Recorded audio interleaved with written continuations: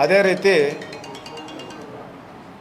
Fourth filler ಅಂತ ನಾವೇನು ಇವತ್ತು ಮಾಧ್ಯಮನ ಇವತ್ತು ನಾವು ಕರಿತೀವಿ, 4ನೇ ಅಂಗ. ತಾವು ತೋರಿಸ್ತಕ್ಕಂಥ ಸುದ್ದಿಗಳು ಇವತ್ತು ಎಲೆಕ್ಟ್ರಾನಿಕ್ ಮೀಡಿಯಾ ಇರ್ಬೋದು ಅಥವಾ ಪ್ರಿಂಟ್ ಮೀಡಿಯಾ ಇರ್ಬೋದು, ಭಾಳ ಮುಖ್ಯ ಆಗ್ತದೆ. ಯಾರೇ ಆಗಲಿ, ಇವತ್ತು ನಾನು ರಮೇಶ್ ಗೌಡ ಒಬ್ಬ ಮಾಜಿ ಶಾಸಕ, ಬೆಂಗಳೂರು ಮಹಾನಗರದ ಏನು ಅಧ್ಯಕ್ಷನಾಗಿ ನಮ್ಮ ಪಕ್ಷದಲ್ಲಿ ಏನು ಕಾರ್ಯವನ್ನು ನಿರ್ವಹಣೆ ಮಾಡ್ತಾಯಿದ್ದೀನಿ. ಯಾರೇ ಒಂದು ಇವತ್ತಿನ ದಿವಸ ಈ ಒಂದು ಎಲೆಕ್ಟ್ರಾನಿಕ್ ಮೀಡಿಯಾದಲ್ಲಿ ಏನೇ ಒಂದು ವಿಚಾರ ಮಾಡಿದ್ರು ಸಹ ಬೇಗ ಸುದ್ದಿ ಆಗ್ತದೆ. ನಾನು ಈ ವಿಚಾರವಾಗಿ ಏನು ನಿನ್ನೆ ನಮ್ಮ ಮೇಲೆ ಒಂದು ಕಂಪ್ಲೇಂಟನ್ನು ಕೊಟ್ಟಿದ್ದಾನೆ. ಈ ವ್ಯಕ್ತಿ ನನಗೆ 2011ರಲ್ಲಿ ಪರಿಚಯ. 2011ರಲ್ಲಿ ನನಗೆ ಈ ವ್ಯಕ್ತಿ ಪರಿಚಯ ಆಗಿರ್ತಕ್ಕಂಥದ್ದು. ಅದು ಒಬ್ಬ ಮಾಧ್ಯಮದ ಸ್ನೇಹಿತನಿಂದನೇ ಪರಿಚಯ ಆಗಿರ್ತಕ್ಕಂಥದ್ದು. ನಮ್ಮ ಪ್ರಜಾ ಟಿ ವಿ ಏನು ಚಾನಲ್ನ ಮಾಲೀಕರಿದ್ದಾರೆ, ಅವರು ನನಗೆ ಇವ್ರನ್ನ ಪರಿಚಯ ಮಾಡಿಕೊಟ್ಟಂಥದ್ದು. ಅದಾದಮೇಲೆ ನಾನು ಅವ್ರ ಮನೆಗೆ ಇದುವರೆಗೂ ಸಹ ಹೋಗಿರ್ತಕ್ಕಂಥದ್ದು 3 ಬಾರಿ ಹೋಗಿದ್ದೀನಿ. 3 ಬಾರಿ ಹೋದಂಥ ಸಂದರ್ಭದಲ್ಲೂ ಸಹ ಅವರು ನನಗೆ ಇನ್ವೈಟ್ ಮಾಡಿದ್ದಾರೆ. ಇನ್ವೈಟ್ ಮಾಡಿದಂಥ ಸಂದರ್ಭದಲ್ಲಿ ಒಂದು ಅವ್ರದ್ದು 25 ಇಯರ್ಸ್ ವೆಡ್ಡಿಂಗ್ ಆ್ಯನಿವರ್ಸರಿ, ಮತ್ತು ಇನ್ನೊಂದು ಅವ್ರ ಮಗಳ ಬರ್ತ್ಡೇ, ಇನ್ನೊಂದು ಅವರು ನಮ್ಮ ರವಿ ಅವರು ಗೆದ್ದಂಥ ಸಂದರ್ಭದಲ್ಲಿ ಅವ್ರ ಮನೆಯಲ್ಲಿ ಒಂದು ಫಂಕ್ಷನ್ ಕರೆದಿದ್ರು. ಅದಕ್ಕೆ ಅವರು ಇನ್ವಿಟೇಷನ್ ನಮಗೆ ಕಳಿಸಿದ್ರು. ಅದಕ್ಕೆ ನಾನು ಹೋಗಿದ್ದೀನಿ. ಅದಾದಮೇಲೆ ನಾನು ಇದುವರೆಗೂ ಸಹ ಆ ಮನುಷ್ಯನಿಗೆ ಇಷ್ಟೊಂದೆಲ್ಲ ಆ ಮನುಷ್ಯನ ಮೇಲೆ ಕೇಸ್ಗಳಿದ್ದಾವೆ, ಇಷ್ಟೆಲ್ಲ ಬೆಂಗಳೂರು ನಗರದಲ್ಲಿ ಅವ್ಯವಹಾರ ಆಗಿದೆ ಅಂತ ನಂಗೆ ನಿಜಕ್ಕೂ ಗೊತ್ತಿಲ್ಲ. 2021ರಿಂದ ಪರಿಚಯ ಇದ್ದರೂ ಸಹ ನಾನು ಎಲ್ಲಾದರೂ ಒಂದು 4-5 ಬಾರಿ ಮಾತಾಡಿರ್ಬೋದು ಇದುವರೆಗೂ, ಅವ್ರ ಮನೆಗೆ ಹೋಗಿರೋದು ಬಿಟ್ಟರೆ. ಅದು ಬಿಟ್ಟರೆ ನನಗೂ ಅವ್ರಿಗೂ ಯಾವುದೇ ಥರದ ಹಣಕಾಸಿನ ವಿಚಾರದಲ್ಲಾಗಲಿ ಅಥವಾ ನಮ್ಮ ಪಕ್ಷದ ವಿಚಾರದಲ್ಲಾಗಲಿ ನನಗೂ ಆ ವ್ಯಕ್ತಿಗೂ ಸಂಬಂಧ ಇಲ್ಲ. ಮೊನ್ನೆ ನಾನು ನನ್ನ ಮೇಲೆ ಈಗಾಗಲೇ ಒಂದು ಕಂಪ್ಲೇಂಟನ್ನು ನನ್ನ ಮೇಲೆ ಸೇರಿಸಿ, ಕುಮಾರಣ್ಣವ್ರ ಮೇಲೆ ಸೇರಿಸಿ ಒಂದು ಕಂಪ್ಲೇಂಟನ್ನು ಕೊಟ್ಟಿದ್ದಾರೆ. ಆ ಕಂಪ್ಲೇಂಟ್ ಕೊಟ್ಟಿರ್ತಕ್ಕಂಥ ಉದ್ದೇಶ ಏನು? ಕುಮಾರಣ್ಣವರು ಒಬ್ಬ ಹಿರಿಯ ಪೊಲೀಸ್ ಅಧಿಕಾರಿ ಮೇಲೆ ಇದೇ ಪತ್ರಿಕಾಗೋಷ್ಠಿ ಇದೇ ಪಕ್ಷದ ಕಚೇರಿಯಲ್ಲಿ ನಡೆಸಿದ್ರು, ಅವರೇನೆಲ್ಲ ಮಾಡಿದ್ದಾರೆ ಅಂತೇಳಿ. ಈ ಮನುಷ್ಯನು ಅವತ್ತು ಈ ವ್ಯಕ್ತಿ ಹೆಸರು ಹೇಳಿದ್ರು. ಅವ್ರಿಗೆ ಯಾರು ಮಾಹಿತಿ ಕೊಟ್ಟಿದ್ರು, ಯಾವೆಲ್ಲ ದಾಖಲೆಗಳನ್ನ ಕೊಟ್ಟಿದ್ರು ಅಂತ ಪತ್ರಿಕಾಗೋಷ್ಠಿ ಮಾಡಿದವಾಗ ನನಗೂ ಗೊತ್ತಾಗಿದ್ದು. ಈ ಮನುಷ್ಯ ಈ ಥರದ್ದು ಒಬ್ಬ ವ್ಯಕ್ತಿನ ಅಂತೇಳಿ ನನಗೆ ಸತ್ಯವಾಗ್ಲೂ ಶಾಕ್ ಆಯಿತು. ಅದಕ್ಕೆ ನಾನು ಹೋಗಿದ್ದಿದ್ದು ಅವ್ರ ಮನೆಗೆ ಯಾವಾಗಲೂ ಹೋಗಿರೋದು. ಸುಮಾರು ಒಂದು ಕಂಪ್ಲೇಂಟ್ ಕೊಡಲಿಕ್ಕೆ 2.5 ತಿಂಗಳು ಬೇಕಾ ಸರ್? ಏನಾದರೂ ಹೋಗಿ ಯಾರನ್ನಾದರೂ ಒಂದು ಕಂಪ್ಲೇಂಟ್ ಕೊಡಲಿಕ್ಕೆ ಏನಾದರೂ ಒಂದು ಇನ್ಸಿಡೆಂಟ್ ನಡೆದ್ರೆ, ಅದು ಬೆಂಗಳೂರು ನಗರದಲ್ಲಿ ಅವ್ರ ಮನೆ ಪಕ್ಕದಲ್ಲೇ ಪೊಲೀಸ್ ಸ್ಟೇಷನ್ ಇರ್ತಕ್ಕಂಥದ್ದು ಈ ಅಮೃತಹಳ್ಳಿ ಪೊಲೀಸ್ ಠಾಣೆ.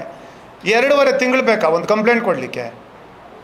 ಇದೆಲ್ಲ ಸೂಜಿ ಮನೆ ಎಷ್ಟೇನಾದರೂ ಸತ್ಯ ಇದೆಯೇನ್ರಿ ಅಂತ ಕೇಳಿದೆ.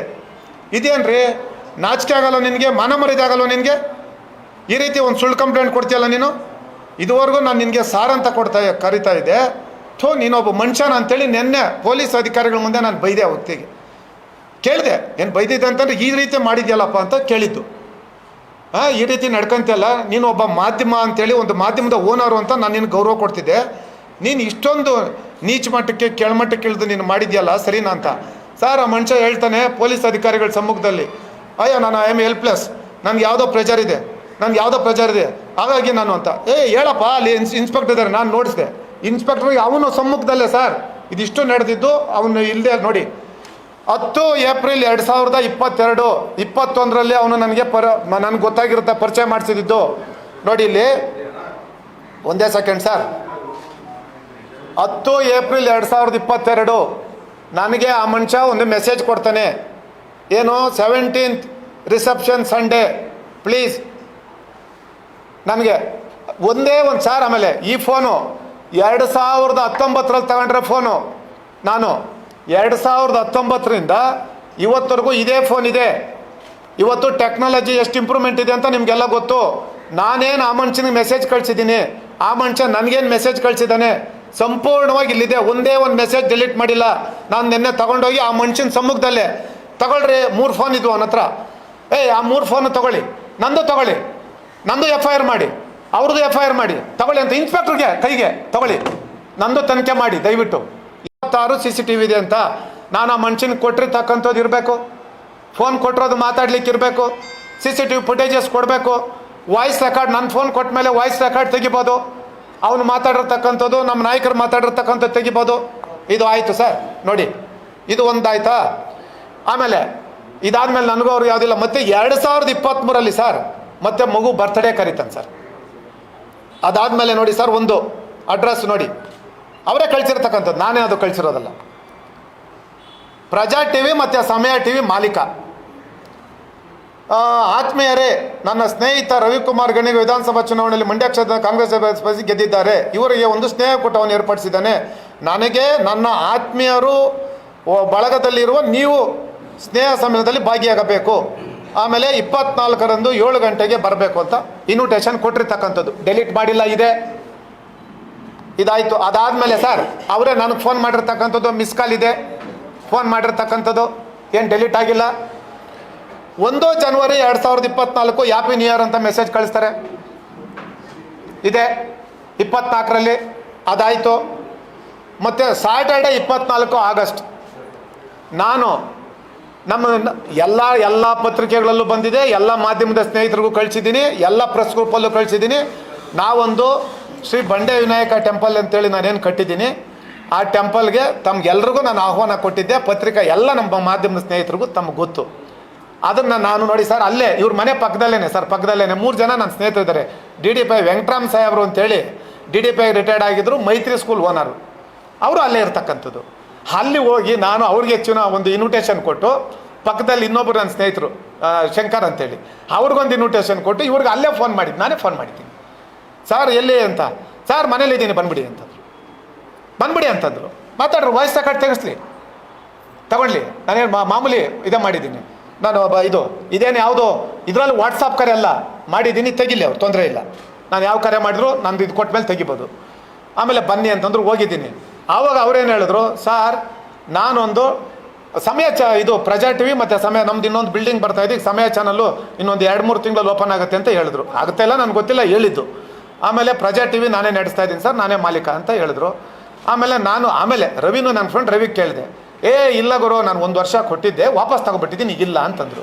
ಇದು ಸತ್ಯ, ನಡೆದಿರೋ ಸತ್ಯ ಹೇಳಬೇಕು ಸರ್. ನೋಡಿ ಅಲ್ಲೇ ಕೂತ್ಕೊಂಡು, ಅವ್ರ ಪಕ್ಕದಲ್ಲೇ ಕೂತ್ಕೊಂಡು ಒಂದು ಟೆಂಪಲ್ ಕಟ್ಟಬೇಕು ಅಂತಂದ್ರು. ನಮ್ಮ ಯಾರು ಶಿಲ್ಪಿ ಇದ್ದಾರಲ್ಲ ಅವರ ನಂಬರ್ನ ಅವ್ರಿಗೆ ನಾನು ಕೊಟ್ಟು, ಅವ್ರ ನಂಬರ್ ಇದೆ ಸರ್, ಅದು ಇದೆ, ಅವ್ರ ನಂಬರ್ನ ಕೊಟ್ಟು, ಸರ್ ತಗೊಳ್ಳಿ ಅಂತೇಳಿ. ನೋಡಿ 1 ವರ್ಷ 4 ತಿಂಗಳಲ್ಲಿ ಫಿನಿಷ್ ಮಾಡಿದ್ದಾರೆ ಸರ್. ಕಲ್ ಬಿಲ್ಡಿಂಗು ತುಂಬ ಚೆನ್ನಾಗಿ ಬಂದಿದೆ ಅಂತೇಳಿ ಕಟ್ಟಿದ್ದೀನಿ. ನೋಡಿ ಅದ್ರ ಪೂರ್ತಿ ಫೋಟೋಸ್ ಮಾತ್ರ ಕೊಟ್ಟಿದ್ದೀನಿ. ಮತ್ತು ನನ್ನ ನೋಡಿ ಟೆಂಪಲ್ ಫೋಟೋ ಅಷ್ಟೇ, ಒಂದು ಸ್ಕೂಲ್ ಇನಾಗ್ರೇಷನ್ ಆಗಿರೋ ಫೋಟೋ. ಆ ಮನುಷ್ಯನ ಮೇಲೆ ನನಗೆ ಬೇಜಾರಾಗಿದ್ದೇನಪ್ಪ ಅಂತಂದರೆ, ನಾನು ಸ್ಕೂಲ್ ಕಟ್ಟಡ ಯಾವುದು ಕಟ್ತಾ ಇಲ್ಲ. ಸ್ಕೂಲ್ ಕಟ್ಟಡ ಕಟ್ಟಲಿಕ್ಕೆ 5 ಕೋಟಿ ಕೇಳಿದ್ರು. ಟೆಂಪಲ್ ಇನಾಗ್ರೇಷನ್ ಇನ್ವಿಟೇಷನ್ ಕೊಟ್ಟಿದ್ದೀನಿ ಸರ್. ಅದಕ್ಕೆ ನೋಡಿ ಟೆಂಪಲ್ದು ಲೊಕೇಶನ್ ಕಳಿಸಿದ್ದೀನಿ, ನಾನೇ ಕಳಿಸಿರ್ತಕ್ಕಂಥದ್ದು. ಟೆಂಪಲ್ ಲೊಕೇಶನ್ ಬೇರೆ ಇನ್ಯಾವುದೂ ಅಲ್ಲ, ಅದನ್ನು ಕಳಿಸಿದ್ದೀನಿ, ಅದು ಇದೆ, ಯಾವುದು ಡೆಲೀಟ್ ಆಗಿಲ್ಲ. ಆಮೇಲೆ ಆ FIR ಅಲ್ಲಿ ನೋಡಿ ನೀವು, ಕಂಪ್ಲೇಂಟಲ್ಲಿ 30ನೇ ತಾರೀಕು, 6ನೇ ತಾರೀಕು ಮತ್ತು 11ನೇ ತಾರೀಕು ಅವ್ರು ಹೇಳಿದ್ದಾರೆ, ರಮೇಶ್ ಗೌಡರು ನನಗೆ 55 ಕೋಟಿ ರೂಪಾಯಿ ಕೇಳಿದ್ರು, 50 ಕೋಟಿ ನಾಯಕರು, 5 ಕೋಟಿ ರಮೇಶ್ ಗೌಡ ಕೇಳ್ದ ಅಂತ ಹೇಳ್ತಾರೆ. ಎಂಥ ಹಸಿ ಸುಳ್ಳು ಅಂತಂದರೆ, ಎಂಥ ಒಂದು ಸರ್, ನಿಜವಾಗ್ಲೂ ನಾಚಿಕೆ ಆಗಬೇಕು. ನೋಡಿ ಮೆಸೇಜ್ ಚಾಟ್ ಮಾಡ್ದಂತ ನೋಡಿ, ನಾನು ಹೇಳಿದ್ದೀನಿ ಟೆಂಪಲ್ದು ಇದು ಕಳಿಸಿ ನೋಡಿ, ಕಳಿಸಿದ್ದೀನಿ. 13th inauguration, temple 13th inauguration come ಅಂತ ಕಳಿಸಿದ್ದೀನಿ, ಆಗೋಯ್ತು. ಅದಕ್ಕೆ ನೋಡಿ ಸರ್, ಅಡ್ವರ್ಟೈಸ್ಮೆಂಟ್ಗೆ ನಾನು ಇದು ಕಳಿಸಿದ್ದೀನಿ, ದೇವಸ್ಥಾನದ್ದು ಇನ್ವಿಟೇಷನ್ ಕಳಿಸಿದ್ದೀನಿ ನೋಡಿ. ಇದು 55 ಕೋಟಿ ಕೇಳಿರೋದಲ್ಲ ನೋಡಿ. ಅದಾದಮೇಲೆ ಸರ್ ನೋಡಿ, ಅದಾದಮೇಲೆ ವೆಡ್ನೆಸ್ಡೇ 11 ಸೆಪ್ಟೆಂಬರ್ ಒಂದೇ ಒಂದು ಮೆಸೇಜ್ ಡೆಲೀಟ್ ಆಗಿಲ್ಲ. ಅವ್ರು ಕಳಿಸ್ತಾರೆ ನೋಡಿ, ಇದ್ರದ್ದು ಅಡ್ವರ್ಟೈಸ್ಮೆಂಟಿಗೆ ನಾನು ಹೇಳ್ತೀನಿ, ಫೋನ್ ಮಾಡಿದ್ದೀನಿ ನೋಡಿ, ಸಮಯ ಇದು sir, calling back sir please, ಅವ್ರು ಕಳಿಸಿರೋದು calling back please sir, high court in hearing sir ಅಂತ ಕಳಿಸಿದ್ದಾರೆ. ಓಕೆ ಅಂತ ಹಾಕ್ಬಿಟ್ಟಿದ್ದೀನಿ. ಇಷ್ಟೇ ನನಗೂ ಅವರು ಕಾನ್ವರ್ಸೇಷನ್ ನಡೆದಿರ್ತಕ್ಕಂಥದ್ದು. ಇದು ಬಿಟ್ಟರೆ ಯಾವುದೋ ಹೇಳಿದಾರಲ್ಲ, ಯಾವುದೋ ಮನೆ ಹಾಳು ಮಾಡಿರೋ ಕೆಲಸ ಇರಲಿ, ನಾನು ಈ ಪಕ್ಷದಲ್ಲಿ 1998-99 ಅಕ್ಟೋಬರ್ ಯಲಹಂಕ ವಿಧಾನಸಭಾ ಕ್ಷೇತ್ರದ ಜನರಲ್ ಸೆಕ್ರೆಟರಿ ಆಗಿ, ಯಲಹಂಕ ಕ್ಷೇತ್ರದ ಮುದ್ರಂಗೇಗೌಡರು ಅಂತ ಅಧ್ಯಕ್ಷರು, ಆವತ್ತಿಂದ ಇವತ್ತವರೆಗೂ ಈ ಪಕ್ಷದಲ್ಲಿ ಭಾಳ ಸಕ್ರಿಯವಾಗಿ ಎಷ್ಟೋ ಬೇಕಾದಷ್ಟು ಚುನಾವಣೆಗಳು ಬಂದಿದೆ. ಯಾವ ಚುನಾವಣೆಯಲ್ಲೂ ಯಾವನ್ನು ಹೋಗಿ ನಾನು ಆಗ ಅಕಸ್ಮಾತ್ ಕುಮಾರಣ್ಣವ್ರು ದುಡ್ಡು ಕೇಳ್ತಾವ್ರಂತಾಗಲಿ, ಅಥವಾ ಪಕ್ಷದ ಚುನಾವಣೆ ಬಂದಿದೆ ದುಡ್ಡು ಕೊಡಿ ಅಂತಾಗಲಿ ಯಾವತ್ತು ಯಾವನ್ನು ಮನೆ ಬಾಗಿಲಿಗೆ ಹೋಗಿ ದುಡ್ಡು ಕೇಳಿದ್ದ ಹಿಸ್ಟ್ರಿ ಇಲ್ಲ. ಇದನ್ನೆಲ್ಲ ಏನು ಮುಚ್ಚಿಡೋದಕ್ಕೂ ಆಗೋದಿಲ್ಲ. ಇದ್ರೆ ಬಂದೇ ಬರ್ತದೆ ಹೊರಗಡೆ. ಅರ್ಥ ಆಯ್ತಲ್ಲ ಸರ್? ಇದು ಒಂದು ಭಾಗ. ಇನ್ನೊಂದು ತಮ್ಗೆ ಹೇಳ್ತೀನಿ ಸರ್. ಏನು ಹೇಳ್ತಾರೆ ಮನುಷ್ಯ, ನನ್ನ ಫೋನಲ್ಲಿ ನಾನು ಓದ್ನಂತೆ ಮನೆಗೆ, ನನ್ನ ಫೋನಲ್ಲಿ ಕುಮಾರಣ್ಣ ಕೇಳಿದ್ರಂತೆ 50 ಕೋಟಿ ರೂಪಾಯಿ. ಅವ್ರು ಕೇಳಿದ್ರು 5 ಕೋಟಿ ರೂಪಾಯಿ ಟೆಂಪಲ್ಗೆ. ಇನ್ನೊಂದು ತಮಗೆಲ್ಲ ಮಾಧ್ಯಮದ ಸ್ನೇಹಿತರಿಗೆ, ಸರ್ ಟೆಂಪಲ್ ಇನಾಗ್ರೇಷನ್ ಇನ್ವಿಟೇಷನ್ ಕೊಟ್ಟರೆ, ನಾನು ಇನಾಗ್ರೇಷನ್ ಆಗಿರ್ತಕ್ಕಂಥ ಫೋಟೋ ಕಳಿಸಿದ್ರೆ ಅಡ್ವರ್ಟೈಸ್ಮೆಂಟ್ಗೆ, ಅದಕ್ಕೆ ಯಾವ ನಾನು ಇನಾಗ್ರೇಷನ್ಗೆ ಹೋದಾಗ 5 ಕೋಟಿ ಟೆಂಪಲ್ಗೆ ಕೇಳ್ತಾರಾ? ಆಮೇಲೆ ಸರ್ ಇವಾಗ ದಸರಾ ನಡೀತಾ ಇದೆ, ತಾಯಿ ಚಾಮುಂಡೇಶ್ವರಿ 9 ದಿನಗಳ ಕಾಲ. ಆಮೇಲೆ ನಾನು ಹೇಳ್ತಾ ಇದ್ದೀನಿ ಫಸ್ಟೇ, ಆ ತಾಯಿ ಚಾಮುಂಡೇಶ್ವರಿ ಮೇಲೆ ಪ್ರಮಾಣ ಮಾಡಿ ಹೇಳ್ತಾ ಇದ್ದೀನಿ, ಧರ್ಮಸ್ಥಳದ ಮಂಜುನಾಥನ ಸ್ವಾಮಿ ಪ್ರಮಾಣ ಮಾಡಿ ಹೇಳ್ತಾ ಇದ್ದೀನಿ, ನನಗೂ ಅವನಿಗೂ ಯಾವುದೇ ಒಂದು ಸಣ್ಣ ಒಂದೇ ಒಂದು ರೂಪಾಯಿ 2021ರಿಂದ ಇವತ್ತವರೆಗೂ ಯಾವುದೇ ನನಗೂ ಅವನಿಗೂ ಸಂಬಂಧ ಇಲ್ಲ. ದುಡ್ಡು ಕಾಸಿನ ವಿಚಾರದಲ್ಲಾಗಲಿ ಅಥವಾ ಲ್ಯಾಂಡ್ ವ್ಯವಹಾರದಲ್ಲಾಗಲಿ ಅಥವಾ ಇನ್ಯಾವುದೇ ವಿಚಾರದಲ್ಲಾಗಲಿ ಅವ್ರ ಮನೆಗೆ ಕರೆದಿದ್ರು, ಹೋಗಿದ್ದೀನಿ, ಪಾಪ ಬಂದಿದ್ದೀನಿ. ಇಷ್ಟು ಬಿಟ್ಟರೆ ನಾನು ಇನ್ಯಾವುದೂ ಇಂಥ ಮನೆಯಾಳ ಕೆಲಸ ಮಾಡೋದಾಗಲಿ, ಕಂಡೋರ ಆಸ್ತಿಗೆ ಬೇಲಿ ಹಾಕಿರೋದಾಗಲಿ, ಅಥವಾ ನಾನೊಂದು ಪಕ್ಷದಲ್ಲಿದ್ದೀನಿ, ವಿಧಾನ ಪರಿಷತ್ ಸದಸ್ಯ ಆಗಿದ್ದೆ ಅಂತ ಹೇಳ್ಬಿಟ್ಟು ನಾನು ಯಾವುದೋ ಹೋಗಿ ಸರ್ಕಾರಿ ಜಾಗ ಹೊಡೆದಿರೋದಾಗಲಿ ಯಾವುದು ನನ್ನ ಹಿಸ್ಟ್ರಿ ಇಲ್ಲ. ನನ್ನ ಮೇಲೆ ಯಾವುದು ಒಂದೇ ಒಂದು ಕಂಪ್ಲೇಂಟು ಸಹ ಇಲ್ಲ. ಇದುವರೆಗೂ ಸಹ ನನ್ನ ಮೇಲೆ ಯಾವುದು ಒಂದೇ ಒಂದು ಕಂಪ್ಲೇಂಟ್ ಇಲ್ಲ. ನಿಮಗೆಲ್ಲ ಗೊತ್ತಿದ್ದು ಅದನ್ನು ಹೇಳಿದ್ದೀನಿ. ಹಿಂದೆ ನನ್ನ ಮೇಲೆ ಒಬ್ಬ ಎಲೆಕ್ಷನ್ ನಡೆಯೋಂಥ ಸಂದರ್ಭದಲ್ಲಿ ಒಬ್ಬನ ಹೋಗಿ ನನ್ನ ಮೇಲೆ ಒಂದು ಕಂಪ್ಲೇಂಟ್ ಕೊಡಬೇಕು, ಗನ್ನಿಟ್ಟೆ ಅಂತ ಹೇಳ್ಬಿಟ್ಟು ಒಂದು ಕಂಪ್ಲೇಂಟು. ನಾನು ಕನಕಪುರದಲ್ಲಿ ಇರ್ತೀನಿ, ಇದೇ police commissioner Kamal Pant sir ಕ್ಯಾಕ್ರಿಸಿ ಮುಖಕ್ಕೆ ಹೋಗ್ದಿರ್ತಕ್ಕಂಥದ್ದು ಇದೆ. ಅವ್ರ ಟವರ್ ಲೊಕೇಶನ್ ಅಲ್ಲಿದೆ, ನಿಮ್ಮ ಮನೆಗೆ ಬಂದು ಗನ್ನಿಟ್ಟ ಅಂತ ಹೇಳ್ತೀಯಾ? ಆಮೇಲೆ ಇನ್ನೊಂದು ಸತಿ ಇನ್ನೊಬ್ಬನು ಅದೇ ಪ್ರಯೋಗ ಮಾಡಿದ್ದ. ನಾನು ಡೆಪಾಸಿಟ್ ಮಾಡಿದ್ದೀನಿ ನನ್ನ ಹತ್ರ ಇರ್ತಕ್ಕಂಥ ಗನ್ನನ್ನ, ಯಾವುದೋ ನಮ್ಮ ಪೊಲೀಸ್ ಸ್ಟೇಷನಲ್ಲಿ ಎಲೆಕ್ಷನ್ಗೆ. ನಾನು ಡೆಲ್ಲಿಲಿ ಇರ್ತೀನಿ, ಇಲ್ಲೋಗಿ ನಾನು ಕಂಪ್ಲೇಂಟ್ ಕೊಡ್ತಾರೆ, ರಮೇಶ್ ಗೌಡ ಬಂದು ಗನ್ನಿಟ್ಟ ಅಂತ ಹೇಳ್ಬಿಟ್ಟು. ಅದು ಫಾಲ್ಸ್ ಅಂತ ಹೇಳಿ ಪ್ರೂವ್ ಆಯಿತು. ನಾವು ಕೊಟ್ಟರೆ ಕಂಪ್ಲೇಂಟ್ ಚಾರ್ಜ್ ಶೀಟ್ ಆಗಿದೆ, ಅವ್ರು ಕೊಟ್ಟಿರ್ತಕ್ಕಂಥದ್ದು ಆವತ್ತೇ ಜಸ್ಟ್ 15 ಡೇಸಲ್ಲಿ ಅಲ್ಲೇ ಆಗಿದೆ. ಈ ಥರದ್ದು ನನ್ನ ಮೇಲೆ 2 ಫಾಲ್ಸ್ ಕಂಪ್ಲೇಂಟ್ ಅವಾಗೇನು ಕೊಟ್ಟಿದ್ರು, ಇದು 3ನೇ ಕಂಪ್ಲೇಂಟು ಈ ಮನುಷ್ಯ ಕೊಟ್ಟಿದ್ದಾನೆ. ಏನೋ ನಾನು ಬಂದು ಕೇಳಿಬಿಟ್ಟೆ ಅಂತೇಳಿ. ಸರ್ ಅವ್ನ ಮನೆ ಪಕ್ಕದಲ್ಲಿ ಪೊಲೀಸ್ ಸ್ಟೇಷನ್ ಇದೆ, ಇದು ನಾವು ಆಗಿರೋದು 2.5 ತಿಂಗಳು. ಅವ್ನು ಆವತ್ತೇ ಕಂಪ್ಲೇಂಟ್ ಕೊಡಬೇಕಾಯ್ತು ಅಂಥದ್ದು ಏನಾದರೂ ಅಲ್ಕ ಕೆಲಸ ಮಾಡಿದರೆ. ಅವ್ರು ಕಂಪ್ಲೇಂಟ್ ಕೊಟ್ಟರಲ್ಲ ಅಂತೇಳಿ ಅವತ್ತೇನು ನಡೆದಿತ್ತು, ನಾನೊಂದು ಕಂಪ್ಲೇಂಟ್ ಕೊಟ್ಟಿದ್ದೀನಿ. ಆ ಕಂಪ್ಲೇಂಟ್ನ ನಿನ್ನೆ ಪೊಲೀಸವ್ರ ಸಮ್ಮುಖದಲ್ಲೇ ನಾನು ಹೇಳಿದೆ, ಇದನ್ನು ದಯಮಾಡಿ ನೀವು ತೊಗೊಂಡ್ಲೇಬೇಕು. ನಾನು ಫೋನ್ ಸೀಸ್ ಮಾಡಿ, ನಾನೇನು ಇವತ್ತು ಹೊಸ ಫೋನ್ ಯಾವುದು ಡಿಲೀಟ್ ಮಾಡಿ ಕೊಡ್ತಾ ಇಲ್ಲ, 4 ವರ್ಷದಿಂದ ನನ್ನ ಫೋನ್ ಇದೆ, ಇದನ್ನು ಮಾಡಬೇಕು ಅಂತೇಳಿ. ಯಾಕಂದರೆ ಇದಾಗಬೇಕು ಸರ್, ನಾನು ತಮ್ಮ ಮುಖಾಂತರ ಹೇಳ್ತಾ ಇದ್ದೀನಿ, ಇದಾಗಬೇಕು. ಯಾಕೆ ಅಂತಂದರೆ ಯಾವನ ಮೇಲೆ ಬೇಕಾದ್ರೂ ಕಂಪ್ಲೇಂಟ್ ಕೊಡ್ಬೋದಾ? ನಾಳೆ ಬೆಳಗ್ಗೆ ನಾನು ಹೋಗ್ಬಿಟ್ಟು ರಾಜ್ಯದ ಮುಖ್ಯಮಂತ್ರಿಗಳ ಮೇಲೆ ಇವತ್ತು ಯಾವುದೋ ಸರ್ ನಾವು ಹೋಗ್ಬೋದು, ನಾವು ಇವಾಗ ಅಲ್ಲಿ ಸೆಷನ್ ಒಳಗಡೆ ಹೋಗ್ತೀವಿ ಅಂತ ಇಟ್ಕೊಳ್ಳಿ. ಯಾರೋ ಒಬ್ಬರು ಮಂತ್ರಿ ಇರ್ತಾರೆ, ನಾನು ಹೋಗ್ತೀನಿ, ನಾನು ಅವರು ಮಾತಾಡ್ಕೊಂಡು ಕೂತಿರ್ತೀರಿ. ನಾನು ಹೋಗ್ಬಿಟ್ಟು ಸರ್ ಇವರು ನನ್ನ ಜೊತೆ ಮಾತಾಡಿದ್ರು, CCTV ಫುಟೇಜಸ್ ಎಲ್ಲ ಇರುತ್ತೆ, ಅವರು ನನ್ನನ್ನು 50 ಕೋಟಿ ಕೇಳ್ಬಿಟ್ರು ಸರ್ ಅಂತ ಹೇಳ್ಬಿಟ್ರೆ ಕೇಸ್ ರಿಜಿಸ್ಟರ್ ಮಾಡ್ತಾರಾ? ಮಾಡಿಬಿಡ್ತಾರಾ ಸರ್? ಏನು ಮಾನ ಮರ್ಯಾದೆ ಇದೆಯಾ ಸರ್? ಇದಕ್ಕೆ ನಾಚಿಕೆ ಮಾನ ಮರ್ಯಾದೆ ಏನಾದರೂ ಇದೆಯಾ? ಏನಾದರೂ ಒಂದು ಮಾಡಲಿ, ಸತ್ಯಾಂಶ ಇದ್ದರೆ, ಒಂದು ಸಣ್ಣ ಸೂಜಿ ಮನೆಯಷ್ಟು ಸತ್ಯಾಂಶ ಇದ್ದರೆ ಮಾಡಲಿ ಸರ್. ಇದು ಒಂದು ಭಾಗ. ಇನ್ನೊಂದು ಹೇಳ್ತೀನಿ ನೋಡಿ, ಈ ಮನುಷ್ಯನ ಹಿಸ್ಟ್ರಿ ಸರ್, ಸತ್ವಾಗಲೂ ನಾನು ಇವತ್ತವರೆಗೂ ಅವನು ಒಬ್ಬ ಚಾನಲ್ ಓನರು ಅಂತ ಅಷ್ಟೇ ನಾನು ತಿಳ್ಕೊಂಡಿದ್ದೆ. ಇನ್ನೊಂದು ಚಾನಲಲ್ಲಿ ಬಂತು, ನಾನೇನು ಅದ್ರ ಬಗ್ಗೆ ಮಾತನಾಡೋಕ್ಕೆ ಹೋಗಲ್ಲ. ಯಾಕೆ ಅಂತಂದರೆ ನನಗೂ ಒಂದು ಖಾಸಗಿ ಚಾನಲ್ ವ್ಯಕ್ತಿಗೂ ಈಗಾಗಲೇ ನ್ಯಾಯಾಲಯದಲ್ಲಿ ಕೇಸ್ಗಳು ನಡೀತಾ ಇದೆ. ಸುಮಾರು 10ರಿಂದ 11 ಕೇಸ್ ಹಾಕಿದ್ದೀನಿ. ಅವ್ರಿಗೂ ನನಗೂ ನಡೀತಾ ಇದೆ. ಆ್ಯಕ್ಚುಲಿ ನಾನು ಈಗಾಗಲೇ ಹೇಳಿದ್ದೀನಿ, ನಮ್ಮ ಮಾಜಿ ಅಡ್ವೊಕೇಟ್ ಜನರಲ್ ಅವ್ರ ಹತ್ರ, ಅವರೇ ನಮ್ಮ ಅಡ್ವೊಕೇಟು, ನಾನು ಹೇಳಿದ್ದೀನಿ ಹಿಂಗಿದೆ ಅಂತ. ಅದು ಸಹ ಕಂಟೆಂಪ್ಟು. ನಾನು ಕಾನೂನು ಪ್ರಕಾರ ಹೇಳ್ತೀನಿ, ಅವ್ರ ಮೇಲೆ ನಾನೇನು ಏಕವಚನದಲ್ಲಿ ಮಾತನಾಡ್ಬೋದು, ನಾನು ಮಾತಾಡೋಕ್ಕೆ ಹೋಗಲ್ಲ. ಪತ್ರಿಕೋದ್ಯಮದಲ್ಲಿ ಇದು ಭಾಳ ಗೌರವಯುತವಾಗಿ ನಡ್ಕೊಂಡಿರ್ತಕ್ಕಂಥವ್ರು ಇದ್ದಾರೆ. ಇವತ್ತು ಇವನು ಯಾವನ ಸಮಯ TV ಚಾನಲ್ ಅಂತನಲ್ಲ, ಎಲ್ಲ ಫ್ರಾಡ್ಗಳೆಲ್ಲ ಒಂದೊಂದು ಚಾನಲ್ ಮಾಡ್ಕೊಂಬಿಟ್ರೆ ಹೆಂಗೆ ಸ್ವಾಮಿ? ಇವನೊಬ್ಬ ಫ್ರಾಡ್ ಅಂತ ನನಗೆ ಇವಾಗ ಗೊತ್ತಾಗಿದ್ದು, ನನಗೆ ಗೊತ್ತಿರಲಿಲ್ಲ. ಬೇಕಾದ್ರೆ ನನ್ನ ಫೋನು 5 ವರ್ಷದಿಂದಿದೆ, ನಾನು ಅವನ ಹತ್ರ ಮಾತಾಡಿರೋದು ತೆಗೆದುಬಿಡ್ಲಿ, ಒಂದು 5-6 ಬಾರಿ ಮಾತಾಡಿರ್ಬೋದು ಅಷ್ಟೇ. ಇವನು ಒಬ್ಬ ಇವಾಗ ಸಮಯ TV ಚಾನಲ್ಲು, ನಮ್ಮ ಸಮಯ TV, ನಮ್ಮ ಪ್ರಜಾ TV ನಾನೇ ತಗೊಂಡಿದ್ದೀನಿ ಅಂತಾನೆ. ಇವನು ನೋಡಿದ್ರೆ ಕ್ರಿಮಿನಲ್ಲು. ಮಾಡಲಿ, ಅವನು ನ್ಯಾಯಾಲಯದಲ್ಲಿ ಹೋಗಿ ನನ್ನ ಮೇಲೆ ನಾನೇನು ಸರ್, ನಾನು ಇವತ್ತೇನು ನಿಮ್ಮ ಹತ್ರ ಮಾತಾಡ್ತಾ ಇದ್ದೀನಿ, ಪ್ರತಿಯೊಂದು ವರ್ಡ್ಗೂ ನಾನೇ ಜವಾಬ್ದಾರಿ. ನಾನೇನು ಅವನ ಮೇಲೆ ಮಾಡ್ತಾ ಇದ್ದೀನಿ ಅಲಿಗೇಷನ್ ಅಲ್ಲ, ಏನು ಸತ್ಯ ಇದೆ ಅದು ಹೇಳ್ತಾ ಇದ್ದೀನಿ. ಹೇಳ್ದ ಮೊನ್ನೆ ಪತ್ರಿಕಾಗೋಷ್ಠಿಯಲ್ಲಿ ಹೇಳಿದ್ದಾನೆ ಮಹಾನ್ ಭಾವ, ಏನು ಹೇಳಿದ್ದಾನೆ, ನನ್ನ ಮೇಲೆ 2 ಕಂಪ್ಲೇಂಟ್ ಇಲ್ಲ ಅಂತೇಳವನೆ. ರೇ ಮಿಸ್ಟರ್ ವಿಜಯ್ ಟಾಟಾ ಅಲ್ಲ, ಅವನು ವಿಜಯ್ ತಾತ.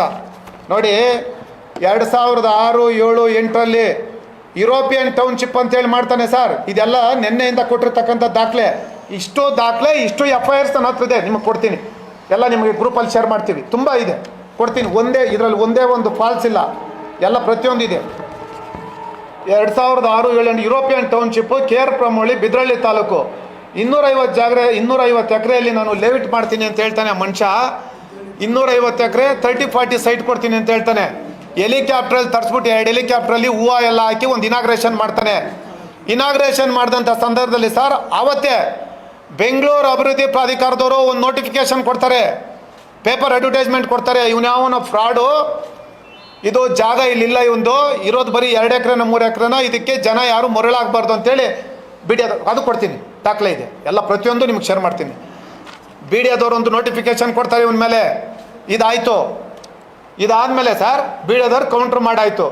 250 ಎಕರೆನೂ ಇಲ್ಲ, 25 ಸೈಟು ಇಲ್ಲ, ಎಂಥದ್ದು ಇಲ್ಲ. ಆಮೇಲೆ 2009ರಲ್ಲಿ ಸರ್ ದೇವನಹಳ್ಳಿಯಲ್ಲಿ 3 ಎಕರೆ ಅಪಾರ್ಟ್ಮೆಂಟ್ ಮಾಡ್ತೀನಿ ಅಂತ ಹೇಳ್ತಾನೆ, ಒಂದು ಜಾಹೀರಾತು ಕೊಡ್ತಾನೆ. ಅದರಲ್ಲಿ ಏನು ಮಾಡ್ತಾನೆ ಗೊತ್ತಾ, ಒಂದು 3 ಜನ ಫಸ್ಟು ಯಾರು ಬುಕ್ ಮಾಡ್ತಾರೆ ಅವ್ರಿಗೆ ಒಂದು C200 ಬೆಂಚ್ ಕಾರ್ ಕೊಡ್ತೀನಿ ಅಂತೇಳಿ ಅಡ್ವರ್ಟೈಸ್ಮೆಂಟ್ ಕೊಟ್ಟಿರ್ತಕ್ಕಂಥದ್ದು ಇದೆ, ಎಲ್ಲ ಅವನೇ ಕೊಟ್ಟಿರ್ತಕ್ಕಂಥದ್ದು ಇದೆ. ಆಮೇಲೆ ಆ 3 ಜನ ಅವನೇ ಯಾರೋ ಏನು ಮಾಡ್ತಾನೆ ಗೊತ್ತಾ, ಯಾರು ಬುಕ್ ಮಾಡ್ತಾರೆ ಇವ್ನಿಗೆ ಗೊತ್ತಿರೋ ಅವ್ನ ಕಡೆಯಿಂದನೇ ಬುಕ್ ಮಾಡಿಸಿರ್ತಾನೆ, ಅವ್ರಿಗೆ ಕೊಟ್ಟಂಗೆ ಡ್ರಾಮಾ ಮಾಡ್ತಾನೆ. ಅದಾದಮೇಲೆ ಯಾರಿಗೂ ಅಲ್ಲಿ ಅಪಾರ್ಟ್ಮೆಂಟು ಮಾಡಲ್ಲ, ಎಂಥದ್ದು ಮಾಡಲ್ಲ, ಇವನೇ ಯಾವುದೋ ಒಂದು ಗೊತ್ತಿರೋರ ಕಡೆಯಿಂದ ಹೋಗ್ತಾನೆ, ಒಂದು ಕೇಸ್ ಹಾಕ್ಸ್ತಾನೆ. ಸರ್ ಇದು ವೆರಿ ಇಂಪಾರ್ಟೆಂಟು. ಇವನ ಮೇಲೆ ನಾನು ಯಾಕೆ ಇದು ಹೇಳ್ತಾ ಇದ್ದೀನಿ ಅಂದರೆ ಕೊನೆಯಲ್ಲಿ ಹೇಳ್ತೀನಿ. ತಾವು ಮಾಧ್ಯಮದ ಸ್ನೇಹಿತರು ಎಷ್ಟು ಜನಕ್ಕೆ ಅವನು ಚೀಟ್ ಮಾಡಿದ್ದಾನೆ, ಎಷ್ಟು ಜನರು ಮನೆ ಹಾಳು ಮಾಡಿದ್ದಾನೆ, ಎಷ್ಟು ಜನರು ಬಡವರು ಇವತ್ತು ಕಣ್ಣಲ್ಲಿ ನೀರು ಹಾಕ್ತಾ ಇದ್ದಾರೆ, ತಮಗೆ ಗೊತ್ತಾಗಬೇಕು. ತಮ್ಮ ಮುಖಾಂತರ ರಾಜ್ಯದ ಜನಕ್ಕೆ ಗೊತ್ತಾಗಬೇಕು, ತಮ್ಮ ಮುಖಾಂತರ ರಾಜ್ಯ ಸರ್ಕಾರಕ್ಕೂ ಸಹ ಗೊತ್ತಾಗಬೇಕು ನಾವು ಎಂಥ ನೀಚಿನ ಕೈಲಿ ಕಂಪ್ಲೇಂಟ್ ಕೊಡ್ಸಿದ್ದೀವಿ, ಇವನು ಎಂಥ ಮನೆ ಹಾಳು ಮಾಡ್ತಾನೆ, ಇವನೆಂಥ ನೀಚ ಇದ್ದಾನೆ ಅಂತ ತಮಗೆ ಗೊತ್ತಾಗಬೇಕು. ಆಮೇಲೆ ಅದಾಯಿತು. ಇವನು ಗೊತ್ತಿರೋ ಹತ್ರ ಕೋರ್ಟಲ್ಲಿ ಕೇಸ್ ಹಾಕ್ಸಿ ಸ್ಟೇ ತರಿಸ್ತಾನೆ, ಆ ಜಾಗದ ಮೇಲೆ ಕೇಸ್ ಆಗಿಬಿಟ್ಟಿದೆ ಅಂತ ಹೇಳ್ತಾನೆ. ಆಯಿತು, ಅದೊಂದಿರಲಿ. ದೇವನಹಳ್ಳಿ ಮತ್ತು ಚಿಕ್ಕಜಾಲ ಪೊಲೀಸ್ ಸ್ಟೇಷನಲ್ಲಿ ಅಲ್ಲಿ ಒಂದು ಮೇಲೆ ಎಲ್ಲ ಜನ ಕಂಪ್ಲೇಂಟ್ ಕೊಡ್ತಾರೆ. 2010ರಲ್ಲಿ ಸರ್ ಮತ್ತೆ ಆರೆಂಜ್ ಎಲೆಕ್ಟ್ರಾನಿಕ್ಸ್ TV ಶೋರೂಮ್ ಅಂತ ಹೇಳ್ಬಿಟ್ಟು ನಮ್ಮ ಎಲ್ಲಿ ರಾಮಮೂರ್ತಿ ನಗರ ASR ಚೌಟ್ರಿ ಜಂಕ್ಷನಲ್ಲಿ ಮಾಡ್ತಾನೆ ಮಹಾನ್ ಭಾವ. ಒಂದೇ ವರ್ಷ ಗೊತ್ತಲ್ಲ ಸ್ಕೀಮ್ಗಳು, ಅದನ್ನು ಒಂದೇ ವರ್ಷದಲ್ಲಿ ಮುಗಿಸ್ತಾನೆ. ಅದಾಯಿತು. 2011ರಲ್ಲಿ ಆರೆಂಜ್ ಟ್ರಾವೆಲ್ಸ್ ಅಂತ ಮಾಡ್ತಾನೆ ಮಹಾನ್ ಭಾವ. ಆರೆಂಜ್ ಟ್ರಾವೆಲ್ಸ್ ಅದು ಒಂದೇ ವರ್ಷ. ಅದರಲ್ಲಿ 12,000 ರೂಪಾಯಿಗೆ ನಾನು ನಿಮಗೆ ಟಿಕೆಟ್ ಕೊಡ್ತೀನಿ ಬ್ಯಾಂಕ್ ಅಕ್ಕಗೆ ಅಂತ ಹೇಳ್ಬಿಡ್ತಾನೆ. ಬುಕ್ ಮಾಡಿ 12,000 ರೂಪಾಯಿಗೆ ಟಿಕೆಟ್ ಕೊಡ್ತೀನಿ ಅಂತ ಹೇಳ್ಬಿಡ್ತಾನೆ. ಅದು ಒಂದೇ ವರ್ಷದಲ್ಲಿ ಮುಗಿಸ್ತಾನೆ. ಅರ್ಥ ಆಯ್ತಲ್ಲ ಸರ್? ಸರ್ ಇದು ಹಿಸ್ಟ್ರಿ ಭಾಳ ಇದೆ, ನಿಮಗೆ ಡೀಟೇಲ್ ಕಳಿಸ್ತೀನಿ. ಆಮೇಲೆ 2011ರಲ್ಲಿ ಆರೆಂಜ್ ಸೋಫಾಸ್ ಅಂತ ಮಾಡ್ತಾನೆ. ಆರೆಂಜ್ ಸೋಫಾಸ್ ಇವನು. ಅದರಲ್ಲಿ ಏನು ಹೇಳ್ತಾನೆ ಸ್ವಾಮಿ, ಒಂದು ಸರ್ ಅದನ್ನ ಹೇಳ್ತೀನಿ, ಇದು ಹೇಳ್ಬಿಟ್ಟು ಸರ್ ಅದನ್ನು ಹೇಳ್ತೀನಿ ಸರ್. ಇದನ್ನು ಸರ್ ಅಲ್ಲ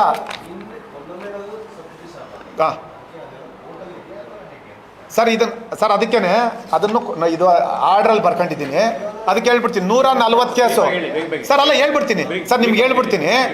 ಅದಕ್ಕೇನೆ ನಿಮ್ಗೆ ಟೈಮ್ ವೇಸ್ಟ್ ಆಗಬಾರ್ದು ಅಂತಲೇ ನಾನು ಇದನ್ನು ಹೇಳ್ತೀನಿ. ಈ ಕೇಸ್ ಏನಾಗಿದೆ ಅಂತಲೂ ಹೇಳ್ತೀನಿ ತಮಗೆ. ಸರ್ ಇದಾಯಿತು.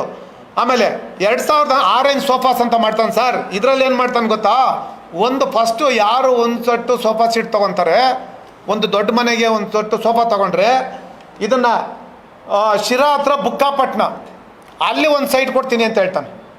ಶಿರಾ ಹತ್ರ ಬುಕ್ಕಾಪಟ್ಟಣ ಸರ್. ಇದೆಲ್ಲನೂ ಅಡ್ವರ್ಟೈಸ್ಮೆಂಟ್ ಕೊಟ್ಟಿರ್ತಕ್ಕಂಥದ್ದು ಮಹಾನ್ ಭಾವ. ಅಲ್ಲಿ ಇದು ಯಾರು ಫಸ್ಟ್ 3 ಜನಕ್ಕೆ ಅದು ಕೊಡ್ತೀನಿ ಅಂತ ಹೇಳ್ತಾನೆ. ಅದಾಯ್ತಾ. ಆಮೇಲೆ ದೇವನಹಳ್ಳಿ ಆಕಾಶ್ ಮೆಡಿಕಲ್ ಕಾಲೇಜ್ ಇದೆಯಲ್ಲ, ಅಲ್ಲಿ ಪಕ್ಕದಲ್ಲಿ ಒಂದು ಲ್ಯಾಂಡ್ ಮಾಡ್ತಾನೆ. ಅದನ್ನು ಒಂದು ಲ್ಯಾಂಡನ್ನು 2-3 ಜನಕ್ಕೆ ಮಾಡ್ತಾನೆ. ಅದು ಎಲ್ಲ ಕೋರ್ಟಲ್ಲಿ ಅದು ಎಲ್ಲ ಕೇಸ್ಗಳು ಹಾಕಿದ್ದಾರೆ. ಇದಾಯ್ತಲ್ಲ ಸರ್. ಇದೆಲ್ಲ ಆದಮೇಲೆ ಆನೇಕಲ್ ಹತ್ರ 500 ಅಪಾರ್ಟ್ಮೆಂಟ್ ಮಾಡ್ತೀನಿ ಅಂತ ಹೇಳ್ಬಿಟ್ಟು 22 ಲಕ್ಷ ರೂಪಾಯಿಗೆ ನಾನು ಅಪಾರ್ಟ್ಮೆಂಟ್ ಕೊಡ್ತೀನಿ ಅಂತ ಹೇಳ್ಬಿಟ್ಟು ಅಲ್ಲಿ ಒಂದು ಎಲ್ಲ ಅಡ್ವರ್ಟೈಸ್ಮೆಂಟ್ ಮಾಡ್ತಾನೆ. ಅಲ್ಲಿ ಅದನ್ನು ಮಾಡಲ್ಲ. ಅಲ್ಲಿ ಮತ್ತೆ ಅಲ್ಲಿ ಅದೆಲ್ಲ ಮಾಡಿದಾದ್ಮೇಲೆ 3 ವರ್ಷ ಅಬ್ಸ್ಟ್ಯಾಂಡಿಂಗ್ ಆಗೋತಾನೆ ಮನುಷ್ಯ. 3 ವರ್ಷ ಅಬ್ಸ್ಟ್ಯಾಂಡಿಂಗು. ಇವ್ದು ಇನ್ನೊಂದಿದೆ ಮಹಾನ್ ಏನು ಮಾಡ್ತಾನೆ ಅಂತ ಹೇಳ್ಬಿಟ್ಟು, ಅಯ್ಯೋ ಇವನೇನು ನಾನು ಇಂಥ ನೀಚ್ ಬಡಿ ಮಗನ ಸಹವಾಸ ಮಾಡಿದ್ನಲ್ಲ ಅಂತ ಅನ್ಸ್ಬಿಡ್ತು. ಇವೆಲ್ಲ ನೋಡ್ಬಿಟ್ಟು ಇವ್ನು ಇಂಥವ್ನ ಯಾಕಪ್ಪ ಕರ್ಕೊಂಬಂದು ನನಗೆ ಪರಿಚಯ ಮಾಡಿದೆ, ಇವನೇ ಪುಣ್ಯಾತ್ಮ ಅಂತ. ನಾನು ನನ್ನ ಫ್ರೆಂಡ್ಗೂ ಹೇಳಿದೆ, ದಯವಿಟ್ಟು ಅವ್ನು ಸಹವಾಸ ಮಾಡಬೇಡ, ಒಳ್ಳೆ ನನ್ನ ಮಗ ಅಲ್ಲ ಅಂತ ಹೇಳ್ಬಿಟ್ಟು. ಆಮೇಲೆ ಬಂದು ನಿಮಗೆಲ್ಲ ಗೊತ್ತು, ಮಾಧ್ಯಮ ಸ್ನೇಹಿತರು, ಒಂದು ಸಮಯ ಟಿ ವಿ ಅಂತ ಮಾಡ್ದ. ಆ ಸಮಯ ಟಿ ವಿ ಮಾಡಿಬಿಟ್ಟು ಆಂಬಿಡೆಂಟ್ ಕಂಪ್ನಿ ಅಂತ ಒಂದು ಇತ್ತಲ್ಲ ಸರ್, ಆಂಬಿಡೆಂಟ್ ಕಂಪ್ನಿ ಏನು ಇವ್ರ ಹೆಸರು, ಬಂದು ಒಂದು ಸಮಯ ಟಿ ವಿ ನ್ಯೂಸ್ ಚಾನಲ್ ಮಾಡ್ತಾನೆ. ಅಲ್ಲಿ ಒಂದು ನಾನು ಆ ಹೆಣ್ಮಗಳ ಬಗ್ಗೆ ಮಾತಾಡೋಕೆ ಹೋಗಲ್ಲ, ಇದು ಕೊಟ್ಟವ್ರೆ. ಆ ಹೆಣ್ಮಗಳನ್ನ ಇಟ್ಕೊಂಡು ಏನೇನು ಮಾಡ್ದ, ಯಾರ್ಯಾರು ಬ್ಲ್ಯಾಕ್ ಮೇಲ್ ಮಾಡ್ದ, ಯಾರ್ಯಾರಿಗೆ ಟೊಪ್ಪೆ ಹಾಕ್ದ, ನಮ್ಮ ಅಧಿಕಾರಿಗಳಿಗೆ ಯಾರ್ಯಾರಿಗೆ ಮಾಡ್ದ ಅಂತ ಎಲ್ಲರಿಗೂ ಗೊತ್ತಿದೆ. ಆ ಹೆಣ್ಮಗಳ ಬಗ್ಗೆ ನಾನು ಮಾತಾಡಲ್ಲ, ಹೆಸರು ಹೇಳಲ್ಲ. ಈಗ ಇನ್ನೊಂದು ಹೊಸ ಶುರು ಹಚ್ಕೊಂಡವ್ನು. ಈಗ OTP ಅಂತ ಒಂದು ಕಂಪ್ನಿ ಅಂತ, OTP ಅಂತ. OTP ಅಂದರೆ ಏನು ಗೊತ್ತಾ? ಯಾವುದೋ ಇದು ಬರ್ತದಲ್ಲ OTP, ನಮ್ಗೆ ಯಾವುದನ್ನ ಇದು ಅದಲ್ಲ, ಆನಿಯನ್ ಟೊಮೊಟೊ ಪಟಾಟೋ ಅಂತೆ, ಆನಿಯನ್ ಟೊಮೊಟೊ ಪಟಾಟೋ ಅಂತೆ. ಈಗ ಮಾಡಿರೋದು ಎಲ್ಲ ಕಡೆ ಒಂದೊಂದು ಎಕರೆ ಜಾಗ ಮಾಡೋಣಂತ, ಇದೆಲ್ಲ ಒಂದು 4 ಇದರಲ್ಲಿ ಒಂದೊಂದು ಎಕರೆ ಜಮೀನು ತಗೊಂಬಿಡೋದಂತೆ. ಅಲ್ಲಿ ಇದನ್ನು ಪಂಜಾಬಿಂದ ಡೆಲ್ಲಿಯಿಂದ ತರಿಸ್ಬಿಟ್ಟು ಎಕ್ಸ್ಪೋರ್ಟ್ ಮಾಡೋದಂತೆ. ಅದನ್ನ ಇನ್ನು ಎಷ್ಟು ಮನೆ ಹಾಳು ಮಾಡ್ತಾನೋ ಗೊತ್ತಿಲ್ಲ.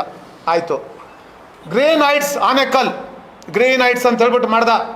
ಇದು ಒಂದು ಅಪಾರ್ಟ್ಮೆಂಟು, ಅಲ್ಲಿ ಟೊಪ್ಪೆ ಹಾಕ್ದ. ಈ ಚಮಡೆ ಸಮಯ ಚಾನಲ್ ಮಾಡಿದ್ನಲ್ಲ, ಇಲ್ಲಿ ಮಹಮ್ಮದ್ ಫರೀದ್ ಅಂತ ಹೇಳ್ಬಿಟ್ಟು ಆಂಬಿಡೆಂಟ್ ಕಂಪ್ನಿ ಓನರ್, ಅವನ ಕಡೆಯಿಂದ ಏನು ಮಾಡ್ಬಿಟ್ಟ, ಅಲ್ಲಿ ತಗೊಂತಾನೆ ಇವನು. ಅವನ ಹತ್ರ ಅಕೌಂಟಲ್ಲಿ, ಚೆನ್ನಾಗಿ ಅರ್ಥ ಮಾಡ್ಕೊಳ್ಳಿ, ಅಕೌಂಟಲ್ಲಿ ಅವನ ಹತ್ರ ನೀನು ಆಂಬಿಡೆಂಟ್ ಕಂಪ್ನಿ ಫ್ರಾಡು ಅಂತ ಎಲ್ಲರಿಗೂ ಗೊತ್ತು. ಅವನು ಫ್ರಾಡು. ಯಾರು? ಈ ಮಹಮ್ಮದ್ ಫರೀದ್ ಯಾರಿದ್ದಾನೆ, ಇವನು ಫ್ರಾಡೆ. ಇವನೇನು ಮಾಡ್ದ, ಚಾನಲ್ ಮಾಡಿದ್ನಲ್ಲ ಸ್ವಾಮಿ, ಈ ಚಾನಲಲ್ಲಿ ಹೋಗಿ ಎದುರಿಸ್ದ, ನೀನೆಲ್ಲ ಫ್ರಾಡ್ ಮಾಡ್ತಾ ಇದೀಯಾ, ನೀನು ನನಗೆ ಇಷ್ಟು ದುಡ್ಡು ಕೊಡಬೇಕು ಅಂತ. ಅವನೇನು ಮಾಡ್ದ, 2 ಕೋಟಿ ಕೊಡ್ತೀನಿ ಅಂತ. ಆಮೇಲೆ 3 ಕೋಟಿಗೆ ಬಂದ, ಆಮೇಲೆ 5 ಕೋಟಿಗೆ ಬಂದ. ಅವಾಗೂ ಕೆಲವೆಲ್ಲ ಯಾರ್ಯಾರು ಅಧಿಕಾರಿಗಳ ಹತ್ರ ಪೊಲೀಸ್ ಸ್ಟೇಷನ್ಗೂ ಏನೇನಾಯ್ತು ಎಲ್ಲ ಗೊತ್ತಿದೆ, ಅದನ್ನು ನಾನು ಹೇಳೋಕ್ಕೋಗಲ್ಲ. ಅದಾದಮೇಲೆ ಅವನ ಹತ್ರ 2 ಎಪಿಸೋಡ್ ಮಾಡ್ತಾನೆ. ನೀವು ನೋಡಿ ಗೂಗಲಲ್ಲಿ ಇವತ್ತು ಎಪಿಸೋಡ್ ಮಾಡ್ತಾನೆ. ಎಪಿಸೋಡ್ ಮಾಡಿದ್ದಾದ್ಮೇಲೆ ಅವನು 36 ಕೋಟಿ ರೂಪಾಯಿ ಕೊಟ್ಬಿಡ್ತಾನೆ ಇವನಿಗೆ. ಅಕೌಂಟಲ್ಲಿ 36 ಕೋಟಿ ರೂಪಾಯಿ ಅವನ ಅಕೌಂಟಲ್ಲಿ ಕೊಡ್ತಾನೆ. ಅಕೌಂಟಲ್ಲಿ ಇವ್ನು ತೊಗೊತಾನೆ. 4 ಕೋಟಿ ರೂಪಾಯಿ ಕ್ಯಾಶ್ ತೊಗೊತಾನೆ. ಒಟ್ಟು ಟೋಟಲ್ 40 ಕೋಟಿ ರೂಪಾಯಿ. 40 ಕೋಟಿ ರೂಪಾಯಿ ಕೇಸ್ ಆಗುತ್ತೆ. ಕೇಸ್ ಆದಮೇಲೆ ಇವನೇನು ಮಾಡ್ತಾನೆ, ಅದಕ್ಕೆ 140 FIR CCBಗೆ ಟ್ರಾನ್ಸ್ಫರ್ ಆಗ್ತವೆ. ಅವನೇ ಪತ್ರಿಕಾಗೋಷ್ಠಿಯಲ್ಲಿ ಏನು ಹೇಳ್ತಾನೆ, ನನ್ನ ಮೇಲೆ 2 FIR ಇಲ್ಲ ಅಂತಾನೆ. ಈ 146 FIR ಯಾರ್ದಪ್ಪ? ವಿಜಯ್ ತಾತ ಯಾರ್ದು? ಅದಾಯಿತು ಸರ್. ಇದು ಒಂದು ಕಡೆ. ಇದಾದಮೇಲೆ ಸರ್ ಇನ್ನೊಂದು ನೀವು ನೋಡಿ, CBI ಇದು ನಮ್ಮ CIDಲಿ ಇದೆ, ಸಚಿನ್ ನಾಯಕ್ ಅಂತ ಹೇಳ್ಬಿಟ್ಟು. ಇವನೊಬ್ಬ ದೊಡ್ಡ ಫ್ರಾಡು, ನಿಮಗೆಲ್ಲ ಗೊತ್ತಿರ್ತದೆ ಸರ್. ಸಚಿನ್ ನಾಯಕ್ ಅಂತ ಹೇಳ್ಬಿಟ್ಟು ಇವನೊಬ್ಬ ದೊಡ್ಡ ಫ್ರಾಡು. ಇವನ ಹತ್ರ ಅಕೌಂಟಲ್ಲಿ 25 ಕೋಟಿ ರೂಪಾಯಿ ತಗೊಂತಾನೆ. ಇವನು ಫ್ರಾಡು. ಇವನ ಹತ್ರ 25 ಕೋಟಿ ರೂಪಾಯಿ ತಗೊಂತಾನೆ ಅಕೌಂಟಲ್ಲಿ.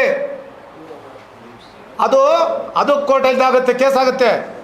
ಮತ್ತು ಇವನ ಮೇಲೆ ನಾಗ್ಪುರದಲ್ಲಿ, ಪುಣೆ, ಮುಂಬೈ ಎಲ್ಲ ಕಡೆ ಕೇಸ್ಗಳಾಗಿದೆ.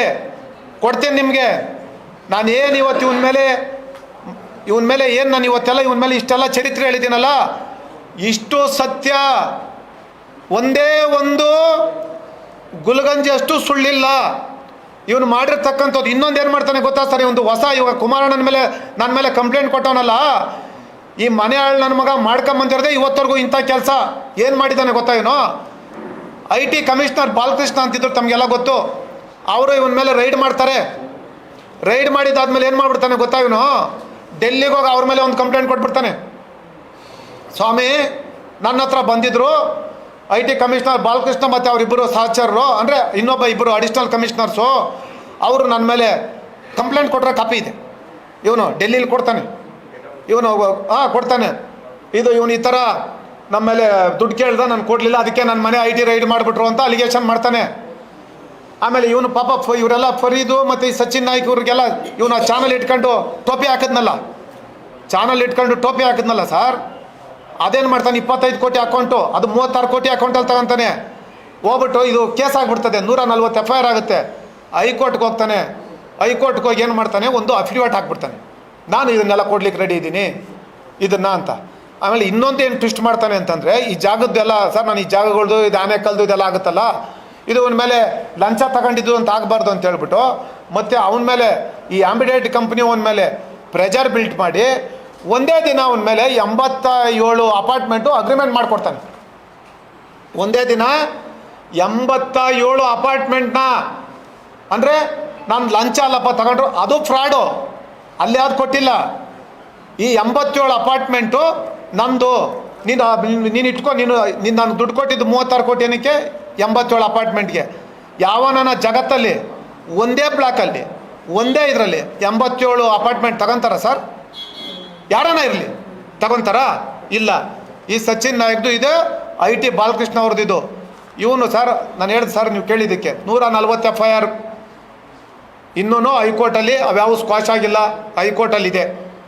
ಹೈಕೋರ್ಟಲ್ಲಿದೆ, ಸ್ಕ್ವಾಶ್ಗೆ ಹಾಕ್ಕೊಂಡಿದ್ದಾನೆ, ಆಗಿಲ್ಲ. ಅಂದರೆ ಇದೆಲ್ಲ ಕತೆ ಹೇಳೋನಲ್ಲ, ದುಡ್ಡು ತೊಗೊಂಡಿದ್ದು, ಅವರು ಫ್ಲಾಟ್ ಕೊಟ್ಬಿಟ್ಟಿದ್ದೀನಿ, ನಾನೇನು ಚೀಟರ್ ಅಲ್ಲ ಅಂತ ಹೇಳ್ಬಿಟ್ಟು. Sir, number 1 cheater, number 1 fraud ಇವನು ವಿಜಯ್ ತಾತ. ಹಾಗಾಗಿ ಇವನ ಮೇಲೆ ಸರ್ಕಾರ ಕಾನೂನು ಕ್ರಮ ತಗೊಳ್ಳೇಬೇಕಾಗ್ತದೆ. ಇವನ ಮೇಲೆ ಯಾವ ಮುಲಾಜು ನಿರ್ದಾಕ್ಷಿಣ್ಯವಾಗಿ ಇವನ ಮೇಲೆ ಕಾನೂನು ರೀತಿ ಕ್ರಮ ಜರುಗಿಸ್ಬೇಕು. ಇವನ ಮೇಲೆ ಇವಾಗ ನಮ್ಮ ಸರ್ಕಾರ ಮಾತೆತ್ತಿದ್ರೆ SIT ಮಾಡ್ತಾರೆ ಸ್ವಾಮಿ. ನಾನು ನಿನ್ನೆ ಮಾನ್ಯ ಮುಖ್ಯಮಂತ್ರಿಗಳು ನಿನ್ನೆ ದಸರಾ ಹಬ್ಬದಲ್ಲಿ ಅವರು ಮಾತನಾಡಿದ್ದಾರೆ. ನಾವು ಗೌರವಿಸ್ತೀವಿ ಮುಖ್ಯಮಂತ್ರಿಗಳನ್ನ. ದಯಮಾಡಿ ಈ ರಾಜ್ಯದ ಜನತೆ ಬಗ್ಗೆ, ಇವನಿಂದ ಯಾರ್ಯಾರು ವಂಚನೆಗೆ ಒಳಗಾಗಿದ್ದಾರೆ, ಇವನಿಂದ ಯಾರ್ಯಾರು ಚೀಟಿಂಗ್ ಒಳಗಾಗಿದ್ದಾರೆ, ದಯಮಾಡಿ ಒಂದು SIT ರಚನೆ ಮಾಡಿ ಇವನ ಮೇಲೆ ಕೂಡಲೇ ಕಾನೂನು ಕ್ರಮ ಜರುಗಿಸ್ಬೇಕು. ಇವನ ಮೇಲೆ SIT ರಚನೆ ಮಾಡದೆ ಹೋದರೆ ಇವನು ಮಾಡಿರ್ತಕ್ಕಂಥ ಯಾವುದೂ ಆಚೆ ಬರೋದಿಲ್ಲ. ದಯಮಾಡಿ ಸರ್ಕಾರಕ್ಕೆ ಈ ರಾಜ್ಯದಲ್ಲಿ ಏನಾದರೂ ಜನ ಇಂಥ ಚೀಟರ್ಸಿಂದ ಅನ್ಯಾಯಕ್ಕೆ ಒಳಗಾಗಬಾರ್ದು ಅಂತಂದರೆ ಮಾನ್ಯ ಮುಖ್ಯಮಂತ್ರಿಗಳು ದಯಮಾಡಿ ಇವನ ಮೇಲೆ ಒಂದು SIT ರಚನೆ ಮಾಡಬೇಕು. ಇದೊಂದು ಸರ್, ನಾನು ಮಾನ್ಯ ಗೃಹ ಮಂತ್ರಿಗಳಲ್ಲಿ ಒಂದು ಮಾತನ್ನು ಕೇಳಲಿಕ್ಕೆ ಇಷ್ಟಪಡ್ತೀನಿ. ಮಾನ್ಯ ಗೃಹ ಮಂತ್ರಿಗಳು, ನಾನು ಒಬ್ಬ ಶಾಸಕನಾಗಿ ಕೆಲಸ ಮಾಡಿದಂಥ ಸಂದರ್ಭದಲ್ಲಿ ಅವರು ಈ ರಾಜ್ಯದಲ್ಲಿ ಗೃಹ ಮಂತ್ರಿಗಳಾಗಿದ್ದರು. ನಾವು ಅವ್ರ ಜೊತೆ ಭಾಳ ಕಾರ್ಯಕ್ರಮಗಳಿಗೆ ಹೋಗಿದ್ದೀನಿ. ಅದೇ ರೀತಿ ಗೃಹ ಮಂತ್ರಿಗಳು ಒಂದು KGಹಳ್ಳಿ ಪೊಲೀಸ್ ಸ್ಟೇಷನ್ ಇನಾಗ್ರೇಷನ್ ಬಂದಿದ್ದರು. ನಾನು ಅವ್ರ ಜೊತೆ ಇದ್ದೆ. KGಹಳ್ಳಿಲಿ ಬಂದಂಥ ಸಂದರ್ಭದಲ್ಲಿ ಸರ್, ಮಾನ್ಯ ಗೃಹ ಮಂತ್ರಿಗಳಿಗೆ ಒಂದು 4-5 ಜನ ಬಂದು, ಸರ್ ನಮ್ಗೆ ಹಿಂಗೆ ಅನ್ಯಾಯ ಆಗಿಬಿಟ್ಟಿದೆ, ಪೊಲೀಸ್ನವ್ರು ನಮ್ಮ ಮೇಲೆ ಹಿಂಗೆ ಕೇಸ್ ರಿಜಿಸ್ಟರ್ ಮಾಡಿಬಿಟ್ಟಿದ್ದಾರೆ, ನೋಡಿ ನಮ್ಮದೇನು ತಪ್ಪಿಲ್ಲ ಅಂತ ಹೇಳಿದ್ರು. ಮಾನ್ಯ ಗೃಹ ಸಚಿವರು ಪರಮೇಶ್ವರ್ ಸಾಹೇಬರು ಅಲ್ಲಿ ಆ ಇನಾಗ್ರೇಷನ್ ಮಾಡಿಬಿಟ್ಟು ಆಚೆ ಬಂದರು. ಅಲ್ಲಿದ್ದಿರ್ತಕ್ಕಂಥ ಅಧಿಕಾರಿಗಳ ಮೇಲೆ ಗರುಮಾದರು. ಏನ್ರಿ ಇದು ಅಂತ ಕೇಳಿದ್ರು. ಸರ್, ಅದು ನಿಮ್ಮ ಹತ್ರನೇ ಬಂದಿದ್ರು, ನಿಮ್ಮಿಂದನೇ ಬರೆದು ಕಳಿಸಿದ್ದೀರಿ ಅಂತ. ಅದಕ್ಕೊಂದು ಮಾತು ಹೇಳಿದ್ರು ಮಾನ್ಯ ಗೃಹ ಸಚಿವರು. ನಾನು ಒಬ್ಬ ಗೃಹ ಸಚಿವ, ಬೇಕಾದ ಜನ ಅರ್ಜಿಗಳು ಇಟ್ಕೊಂಡು ಬರ್ತಾರೆ, ನಾನು ಸಂಬಂಧಪಟ್ಟವ್ರಿಗೆ ಫಾರ್ವರ್ಡ್ ಮಾಡಿರ್ತೀನಿ. ಅದನ್ನು ನೀವು ಇದನ್ನು ಪರಿಶೀಲನೆ ಮಾಡಿ ಕ್ರಮ ತಗೊಳ್ಳಿ ಅಂತ ನಾನು ಹೇಳಿರ್ತೀನಿ. ನೀವು ಆದಂಥವರು ಪರಿಶೀಲನೆ ಮಾಡಿ ಕ್ರಮ ತಗೊಬೇಕಾ, ಅಥವಾ ಯಾವನಿಂದನೂ ನಿಮ್ಗೆ ಅನುಕೂಲ ಆಗ್ತದೆ ಅಂತೇಳಿ ಅನ್ಯಾಯ ಮಾಡಬೇಕು? ಅಲ್ಲೇ ಅದೇ ಆಗಿದ್ದು. ಪರಮೇಶ್ವರರು ಯಗ್ಗ ಮುಗ್ಗ ಮಾನ್ಯ ಗೃಹ ಮಂತ್ರಿಗಳು ಜಾಡಿಸಿದ್ರು. ಅಲ್ಲೇ ಹೇಳಿದ್ರು, ಆಯ್ತಪ್ಪ, ಅಲ್ಲಿ ಕೇಳಿದ್ರು, ಇವ್ರಿಗೆ ಅನ್ಯಾಯ ಆಗಿದೆ ಅಂತ ಹೇಳ್ತಾ ಇದ್ದಾರೆ. ನೀವು ಹೇಳ್ತಾ ಇದ್ದೀರಿ, ನಾನು ಇಂಥವು ಬೇಕಾದಷ್ಟು ಕಳಿಸಿರ್ತೀನಿ, ಎಲ್ಲದ್ರಲ್ಲೂ ಹಿಂಗೆ ಮಾಡಿದ್ರೆ ಅಂತ ಯಾರಿಗೂ ಬಾಯಿಲ್ಲ. ಯಾಕೆ ನಾನು ಇದನ್ನು ಕೋಟ್ ಮಾಡ್ತಾ ಇದ್ದೀನಿ ಅಂದರೆ ಸರ್, ನಿನ್ನೆ ಏನು ನಮ್ಮ ಮೇಲೆ ಒಂದು ಫಾಲ್ಸ್ FIR ಮಾಡಿದಾರಲ್ಲ ಸರ್, ಫಾಲ್ಸ್ FIR ಒಂದೇ ಒಂದು ಸಣ್ಣ ಸೂಜಿ ಮನೆಯಷ್ಟು ಸತ್ಯಾಂಶ ಇಲ್ಲ ಇವನು. ಆಮೇಲೆ ಅದಕ್ಕೇನು ಸರ್ ಬೆಲೆ ಇಲ್ವಾ? 50 ಕೋಟಿ 55 ಕೋಟಿ, ಅದಕ್ಕೇನು ಬೆಲೆ ಇಲ್ವಾ? ಯಾವನಾದರೂ ಇದನ್ನು ಒಂದು ಸರ್ಕಾರ ಅಂತ ಕರೀತಾರ? ಯಾವನಾದರೂ ಇದೊಂದು ಗೃಹ ಇಲಾಖೆ ಅಂತ ಕರೀತಾರ? ನಾನು ಮಾನ್ಯ ಪೊಲೀಸ್ ಆಯುಕ್ತರಲ್ಲಿ ಕೇಳಿ ಬಯಸ್ತೀನಿ ತಮ್ಮ ಮುಖಾಂತರ. ಪೊಲೀಸ್ ಆಯುಕ್ತರು ಪ್ರಾಮಾಣಿಕರಿದ್ದೀರಿ, ಬೆಂಗಳೂರು ನಗರದಲ್ಲಿ ಭಾಳ ಇವತ್ತೊಂದು ದಿವಸ ಬಿಗಿಯಾಗಿ ಮಾಡ್ತಾ ಇದ್ದೀರಿ ಅನ್ನೋ ಒಂದು ಹೆಸರಿದೆ. ಇಂಥ ಒಬ್ಬ ನೀಚ ಫ್ರಾಡು, ಜಗಜ್ಜಾರಾಗಿದೆ ಇವನು ಫ್ರಾಡು ಅಂತ ಹೇಳ್ಬಿಟ್ಟು, ಇವನು ಯಾವುದೋ ಒಂದು ಫಾಲ್ಸ್ ಕಂಪ್ಲೇಂಟ್ ಕೊಟ್ಟರೆ ಅದನ್ನು ಕೇಸ್ ರಿಜಿಸ್ಟರ್ ಮಾಡ್ತಿರಲ್ಲ ಸ್ವಾಮಿ. ಏನಂತ ಕರಿಬೇಕು ನಾವು ನಿಮ್ಮನ್ನು? ನಿಜವಾಗ್ಲೂ ನೀವು ನ್ಯಾಯ ಕೊಡ್ತೀರಾ? ನ್ಯಾಯ ಸಿಗುತ್ತೆ ಈ ಸರ್ಕಾರದಿಂದ? ಆಯಿತು, ಸರ್ಕಾರಗಳು ಬರ್ತವೆ ಹೋಗ್ತವೆ, ಪೊಲೀಸ್ ಆಯುಕ್ತರು ಸೇರಿದಂತೆ ಪೊಲೀಸ್ ಅಧಿಕಾರಿಗಳು ಈ ರೀತಿ ಯಾವನೊಬ್ಬ ಕೊಟ್ಟರೆ ಫ್ರಾಡು ಕೇಸ್ ರಿಜಿಸ್ಟರ್ ಮಾಡೋದಾ? ಇದನ್ನ ಯಾವನ ಕಾನೂನು ಸುವ್ಯವಸ್ಥೆ ಅಂತ ಕರೀತಾನ?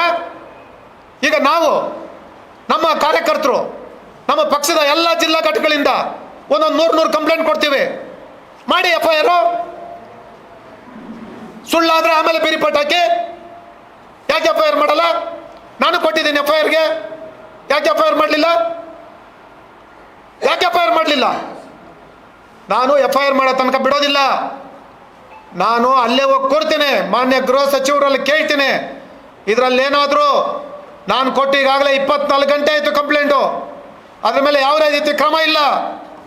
ನಾನು ಮಾನ್ಯ ಗೃಹ ಸಚಿವರ ಮನೆ ಮುಂದೆ ಅಥವಾ ಅವರ ಕಚೇರಿಯಲ್ಲಿ ನಾನು ಒಬ್ಬನೇ ಧರಣಿ ಕೊಡ್ತೀನಿ, ಬಿಡೋದಿಲ್ಲ. ನಾನೇನಾದರೂ ತಪ್ಪು ಮಾಡಿದರೆ ನನ್ನನ್ನು ಅರೆಸ್ಟ್ ಮಾಡಿ. ನಾನೇನಾದರೂ ತಪ್ಪು ಮಾಡಿದರೆ, ನಾನೇನಾದರೂ ಅವನ ಹತ್ರ 1 ರೂಪಾಯಿ, ಕುಮಾರಣ್ಣ ಏನಾದರೂ ಅವನು ನಮ್ಮ ಮುಖಾಂತರ ಅವನೇನು ಹೇಳಿದ್ದಾನೆ ಅದರಲ್ಲಿ ಒಂದು ಸಣ್ಣ ಸೂಜಿ ಮನೆಯಷ್ಟು ಸತ್ಯಾಂಶ ಇದ್ರೆ ನನ್ನನ್ನು ಅರೆಸ್ಟ್ ಮಾಡಿ, ನನ್ನ ಫೋನನ್ನು ತಗೊಳ್ಳಿ, ನನ್ನ ಫೋನ್ ಸೀಸ್ ಮಾಡಿ, ಕಾನೂನು ಕ್ರಮ ತಗೊಳ್ಳಿ. ತಪ್ಪು ಮಾಡಿದರೆ ಯಾಕೆ ಬಿಡ್ತೀರಿ ನನ್ನನ್ನು? ಎಕ್ಸ್ಟಾರ್ಷನ್ 50 ಕೋಟಿ 55 ಕೋಟಿ ಎಕ್ಸ್ಟಾರ್ಷನ್, ಅರೆಸ್ಟ್ ಮಾಡಿ, ಅರೆಸ್ಟ್ ಮಾಡ್ರಿ. ನನ್ನ 5 ವರ್ಷದಿಂದ ಫೋನ್ ಇದೆ, ನಾನು ಯಾವುದು ಡಿಲೀಟ್ ಮಾಡಿಲ್ಲ, ನಾನು ಯಾವುದು ಮನೆಯಲ್ಲಿ ಕೆಲಸ ಮಾಡಿಲ್ಲ, ಇನ್ಯಾವುದೋ ಚೀಟಿಂಗ್ ಕೆಲಸ ಮಾಡಿಲ್ಲ. ತಗೊಳ್ಳಿ ನನ್ನ ಫೋನ್ನ, ಸೀಜ್ ಮಾಡಿ, ಅರೆಸ್ಟ್ ಮಾಡಿ ನನ್ನನ್ನು. ನ್ಯಾಯಾಲಯಗಳಲ್ಲಿದೆ, ಇದನ್ನು ನ್ಯಾಯಾಲಯದಲ್ಲಿ ಪ್ರಶ್ನೆ ಮಾಡ್ತೀವಿ, ಬಿಡೋದಿಲ್ಲ. ಈ ದೇಶದಲ್ಲಿ ಅಂಬೇಡ್ಕರ್ ಕೊಟ್ಟಿರ್ತಕ್ಕಂಥ ಸಂವಿಧಾನ ಇನ್ನೂ ಇದೆ, ಯಾವುದಕ್ಕೂ ಎದುರ ಪ್ರಶ್ನೆ ಇಲ್ಲ. ನಾವು ಯಾವುದೋ ಮನೆಯಲ್ಲಿ ಕೆಲಸ ಮಾಡಬಾರ್ದು ಮಾಡಿದರೆ ಭಯ ಪಡಬೇಕು. ನನ್ನ ಜೀವನದಲ್ಲಿ ಯಾವತ್ತೂ ಯಾವುದೂ ಏನು ತೆರೆದ ಪುಸ್ತಕ ಸರ್, ಯಾವತ್ತೂ ತೆರೆದ ಪುಸ್ತಕ ಹಿಂದೇನೋ ನನ್ನ ಮೇಲೆ ಆರೋಪ ಮಾಡಿದಾಗ ಇಲ್ಲೇ ಪತ್ರಿಕಾಗೋಷ್ಠಿ ಮಾಡಿ ನಾನು ಹೇಳಿದ್ದೀನಿ. ನಾನು ಯಾವುದು ಅಂತ, ನಾನು ಶಾಸಕನಾಗಿದ್ದಾಗಿರ್ಬೋದು ಅಥವಾ ಜಿಲ್ಲಾಧ್ಯಕ್ಷನಾಗಿರ್ತಕ್ಕಂಥ ಸಂದರ್ಭದಲ್ಲಿರ್ಬೋದು, ಯಾವುದೇ ಕಾರಣಕ್ಕೂ ಯಾರ ಮನೆ ಹಾಳು ಮಾಡೋ ಕೆಲಸ ಮಾಡಿಲ್ಲ, ಯಾವುದು ಕೆರೆ ಕಟ್ಟೆ ನುಂಗಿಲ್ಲ, ಏನೂ ಮಾಡಲಿಲ್ಲ. ದಯಮಾಡಿ ನಾನು ತಮ್ಮ ಮುಖಾಂತರ ಇದ್ರ ಮೇಲೆ ಇವನ ಮೇಲೆ ಕ್ರಮ ಆಗಲೇಬೇಕು. ಅದಕ್ಕೆ ಹಾಗಾಗಿ ನಾವೇನು ಕೊಟ್ಟಿದ್ರಿ ಕಂಪ್ಲೇಂಟು, ನಾವು ತಮ್ಮ ಮುಖಾಂತರ ನಾನು ಪೊಲೀಸ್ ಆಯುಕ್ತರಲ್ಲಿ ಮಾನ್ಯ ಮುಖ್ಯಮಂತ್ರಿಗಳಿಗೆ, ಮಾನ್ಯ ಉಪಮುಖ್ಯಮಂತ್ರಿಗಳು, ಮಾನ್ಯ ಗೃಹ ಸಚಿವರು ಕೂಡಲೇ ಕ್ರಮ ವಹಿಸಲೇಬೇಕು. ಆಮೇಲೆ ಇನ್ನೊಂದು ವಿಚಾರ ಇದೆ. ನನಗೆ ಹೇಳಿದ್ರು ಇಂಟರ್ನಲ್ ಸೆಕ್ಯೂರಿಟಿ ಅಂತ ಒಂದಿದೆ ಸರ್, ಇಂಟರ್ನಲ್ ಸೆಕ್ಯೂರಿಟಿ ಅಂತ ಒಂದು ಡಿವಿಷನ್ ಇದೆ. ಇಂಟರ್ನಲ್ ಸೆಕ್ಯೂರಿಟಿ ಇರ್ತಕ್ಕಂಥದ್ದು ಯಾರು ದೇಶದ್ರೋಹಿಗಳಿರ್ತಾರೆ, ಯಾರು ದೇಶ ವಿರೋಧಿ ಚಟುವಟಿಕೆ ಮಾಡ್ತಾ ಇರ್ತಾರೆ, ಅವ್ರ ಫೋನ್ನ ಟ್ಯಾಪ್ ಮಾಡಬೇಕು. ರಮೇಶ್ ಗೌಡಂದಲ್ಲ, ಇಂಟರ್ಸೆಪ್ಷನ್ಗೆ ಹಾಕೋದು ರಮೇಶ್ ಗೌಡಂದಲ್ಲ. ಇಂಟರ್ನಲ್ ಸೆಕ್ಯೂರಿಟಿ ಇರ್ತಕ್ಕಂಥದ್ದು ಯಾರು ಮನೆಯಲ್ಲಿ ಕೆಲಸ ಮಾಡ್ತಾ ಇರ್ತಾರೆ, ಯಾರು ದೇಶದ್ರೋಹಿಗಳಿರ್ತಾರೆ ಅಂಥವ್ರ ಮೇಲೆ ಕ್ರಮ ತಗೊಳ್ಲಿಕ್ಕಿರೋದು. ಯಾರಾದರೂ ನಿಮ್ಮ ಮೇಲೆ ಆರೋಪ ಮಾಡಿದ್ರೆ, ಯಾರಾದರೂ ಸರ್ಕಾರದ ವಿರುದ್ಧ ಒಂದು ಆರೋಪ ಮಾಡಿದ್ರೆ, ಯಾರಾದರೂ ಒಬ್ಬ ಅಧಿಕಾರಿ ವಿರುದ್ಧ ಆರೋಪ ಮಾಡಿದ್ರೆ ಅವ್ರ ಫೋನ್ನ ಟ್ಯಾಪಿಂಗ್ ಮಾಡೋಕ್ಕಲ್ಲ, ಅವ್ರ ಫೋನ್ನ ಇಂಟರ್ಸೆಪ್ಷನ್ಗೆ ಹಾಕೋಣೋದಕ್ಕಲ್ಲ ಇಂಟರ್ನಲ್ ಸೆಕ್ಯೂರಿಟಿ ಇರೋದು. ಎಲ್ಲ ನಮಗೂ ಗೊತ್ತಿದೆ. ನನಗೂ 20-25 ವರ್ಷದಿಂದ ನಾನು ಅಧಿಕಾರಿಗಳ ಜೊತೆ ಸಂಪರ್ಕ ಇಟ್ಕೊಂಡಿರ್ತಕ್ಕಂಥವನು. ನಾನು ಈ ಮನುಷ್ಯನ ಹೆಂಗೆ ಮಾರ್ಬಿಟ್ಟೆ ಅಂತಂದರೆ, ನನ್ನ ಫ್ರೆಂಡು ಪರಿಚಯ ಮಾಡಿದ್ರು, ಇವ್ರಿಗೊಂದು 10 ಜನ ಪೊಲೀಸ್ ಅಧಿಕಾರಿಗಳು ಸ್ನೇಹಿತರಿದ್ದರು. ನಾನು ಅವ್ರ ಮನೆಗೆ ಹೋದಂಥ ಸಂದರ್ಭದಲ್ಲಿ ನಾನು ಟ್ವೀಟ್ ಮಾಡಿದ್ದೀನಿ. ಅವ್ರ ಮನೆಗೆ ಹೋದಂಥ ಸಂದರ್ಭದಲ್ಲಿ ನಾನು ಏನಕ್ಕೆ ಹೋಗಿದೆ ಅಂತೇಳಿ ಸಾಕಷ್ಟು ಜನ ಅಧಿಕಾರಿಗಳು ಬಂದಿದ್ದರು. ಅವ್ರ ಸಮ್ಮುಖದಲ್ಲಿ ನಡೆದಿರ್ತಕ್ಕಂಥದ್ದು. ಹಾಗಾಗಿ ಏನು ಇದನ್ನೆಲ್ಲ ಮಾಡ್ತಾ ಇದ್ದಾರಲ್ಲ, ಇದು ಶೋಭೆ ತರ್ತಕ್ಕಂಥದ್ದಲ್ಲ. ದಯಮಾಡಿ ಕೂಡಲೇ ಕ್ರಮ ವಹಿಸಬೇಕು. ನನಗೆ ಗೊತ್ತಿದೆ, ನಾನು ಇದನ್ನು ಏನು ನನ್ನ ಫೋನ್ ಇಂಟರ್ಸೆಪ್ಷನ್ಗೆ ಹಾಕೊಂಡಿರೋದು ನನಗೆ ಗೊತ್ತಿದೆ. ನಾನು ಅದನ್ನು ಮಾನ್ಯ ಗೃಹ ಇಲಾಖೆಗೆ, ಹೋಮ್ ಸೆಕ್ರೆಟರಿ ಅವ್ರಿಗೆ ಕಂಪ್ಲೇಂಟ್ ಕೊಡ್ತೀನಿ, ತನಿಖೆ ಆಗಬೇಕು. ಇದನ್ನ ಇಷ್ಟಕ್ಕೆ ಬಿಡೋದಿಲ್ಲ. ಅವನು ಇನ್ನೊಂದು ಹೇಳಿದ್ದಾನೆ ಮನೆ ಪತ್ರಿಕಾಗೋಷ್ಠಿಯಲ್ಲಿ, ನಾನು ಎಷ್ಟು ಕೋಟಿ ಖರ್ಚು ಮಾಡಿದೆ ಅಂತೇಳಿ. ಇಡಿಗೂ ಸಹ ನಾನು ಕಂಪ್ಲೇಂಟ್ ಕೊಡ್ತಾ ಇದ್ದೀನಿ. ಹಾಗಾಗಿ ಇಷ್ಟು ನಾನೇನು ಆರೋಪ ಮಾಡ್ತೀನಿ, ಇಷ್ಟು ಏನು 140 ಕಂಪ್ಲೇಂಟು ಹೈಕೋರ್ಟಲ್ಲಿ ಇರ್ತಕ್ಕಂಥದ್ದು ಎಲ್ಲವನ್ನು ಸಹ ನಾನು ತಮಗೆ PDF ಮುಖಾಂತರ ತಮ್ಮ ಪತ್ರಿಕಾಗೋಷ್ಠಿ ಎಲ್ಲ ನಮ್ಮ ಮಾಧ್ಯಮದ ಸ್ನೇಹಿತರಿಗೆ ನಾನು ಶೇರ್ ಮಾಡ್ತೀನಿ. ದಯಮಾಡಿ ಇವನ ಮೇಲೆ ಕ್ರಮ ಆಗಬೇಕು. ನಾವು ಕೊಟ್ಟಿರ್ತಕ್ಕಂಥ ಕಂಪ್ಲೇಂಟ್ FIR ಆಗಬೇಕು.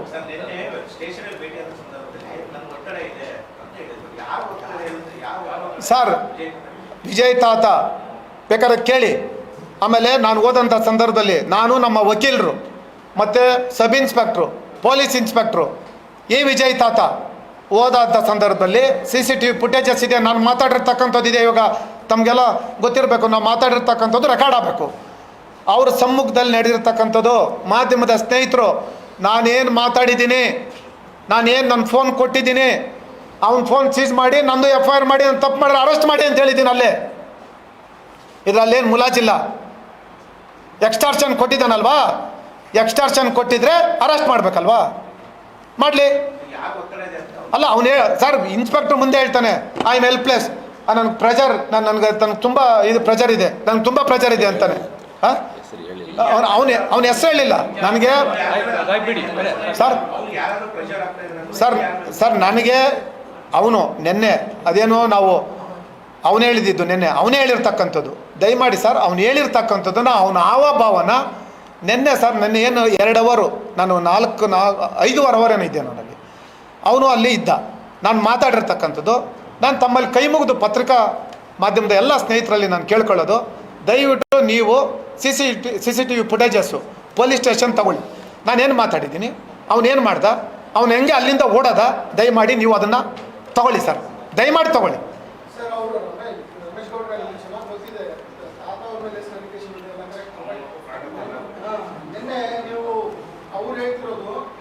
ಡಾಕ್ಯುಮೆಂಟಲ್ ಎವಿಡೆನ್ಸ್ ಇದೆ, JDS ಪಾರ್ಟಿ ನಾನು ಎಷ್ಟು ವರ್ಷ ಇದೆ ಅನ್ನೋದಕ್ಕೆ ದೇವೇಗೌಡರು ಕೊಟ್ಟಿರೋ ಲೆಟರ್ ಇದೆ, ಈಗಲೂ ನಾನು ಪಾರ್ಟಿ ಇದ್ದೀನಿ.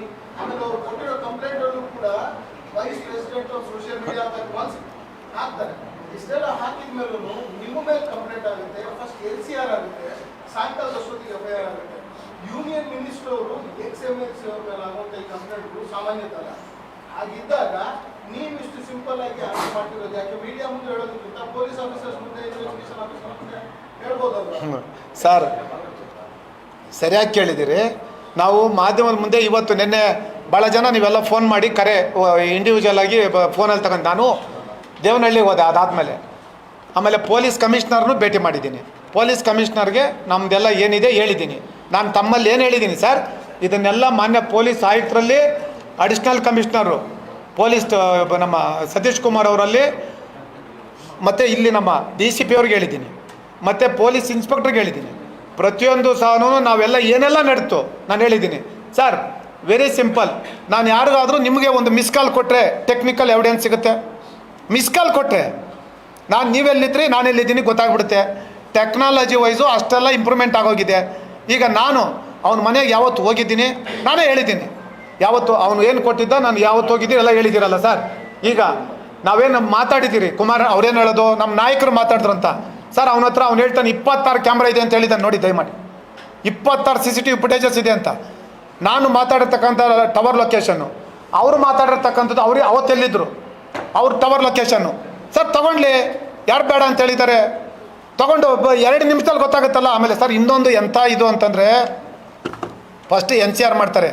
ಈ BNS ಕಾಯ್ದೆ ಪ್ರಕಾರ ಫಸ್ಟು ಕಂಪ್ಲೇಂಟ್ ಕೊಟ್ಟರೆ ನನಗೆ ಹೇಳಿದ್ದವರು ಸರ್, ಇದನ್ನು ನಾವು ಹೊಸ ಕಾಯ್ದೆ ಪ್ರಕಾರ ಪ್ರಿಲಿಮಿನರಿ ಇದು ಮಾಡಿಬಿಟ್ಟು ಆಮೇಲೆ FIR ಮಾಡ್ತೀರಿ ಅಂತ. ಅವನು ಕೊಟ್ಟು 3 ದಿವಸ ಆಯಿತು. ನಿನ್ನೆ FIR ಮಾಡಿದ್ದಾರೆ. ನಿನ್ನೆ ಯಾರೆಲ್ಲ ಪ್ರೆಜರ್ ಮಾಡಿದ್ರು ಅಂತೇಳಿ ಅವನೇ ಹೇಳಿದ್ದಾನೆ ಸರ್, ನನಗೆ ತುಂಬ ಪ್ರೆಜರ್ ಇದೆ, ತುಂಬ ಪ್ರೆಜರ್ ಇದೆ ಅಂತ. ಹಾಂ ಸರ್ ಅವರು ಸರ್ ಅವನು ಹೇಳಿದ್ದು ಆಚೆ ಹೋಗ್ಬೇಕಾದ್ರೆ ಸರ್ ಅವನು ಹೇಳ್ತಕ್ಕಂಥದ್ದು ಅವನು ಸರ್ ಆಚೆ ಹೋಗ್ಬೇಕಾದ್ರೆ CCTV ಫುಟೇಜಸ್ ತೆಗಿ. ಅವನು ಹೇಳ್ತಾನೆ ಸರ್ ನನಗೆ ಒಂದು ಮಾನ್ಯ ನಮ್ಮ ಪ್ರಭಾಕರ್ ಸರ್ ಇದ್ದಾರಲ್ವಾ, ನಮ್ಮ ಯಾರು CM ಸೆಕ್ರೆಟ್ರಿ, ನಮ್ಮ ಮೀಡಿಯಾ ಸೆಕ್ರೆಟ್ರಿ, ಅವ್ರ ಕಡೆಯಿಂದನೂ ಒತ್ತಡ ಇದೆ ಅಂತ ಒಂದು ಅವನು ಅಲ್ಲಿ ಆಚೆ. ಅದಾದಮೇಲೆ ಕೆಲವು ಸಚಿವರದು ನಿರಂತರವಾಗಿ ನನಗೆ ಒತ್ತಡ ಇದೆ ಸ್ವಾಮಿ, ಹಾಗಾಗಿ ನಂದು ಇದು FIR ಆಗಲೇಬೇಕು, ನಾನೇನು ಮಾಡೋಕ್ಕಾಗಲ್ಲ, ಐ ಆಮ್ ಹೆಲ್ಪ್ಲೆಸ್ ಅಂತ. ಯಾರು ಸರ್? ಯಾರು ಸರ್? ಅವ್ರು ಹೇಳಿಲ್ಲ ಸರ್.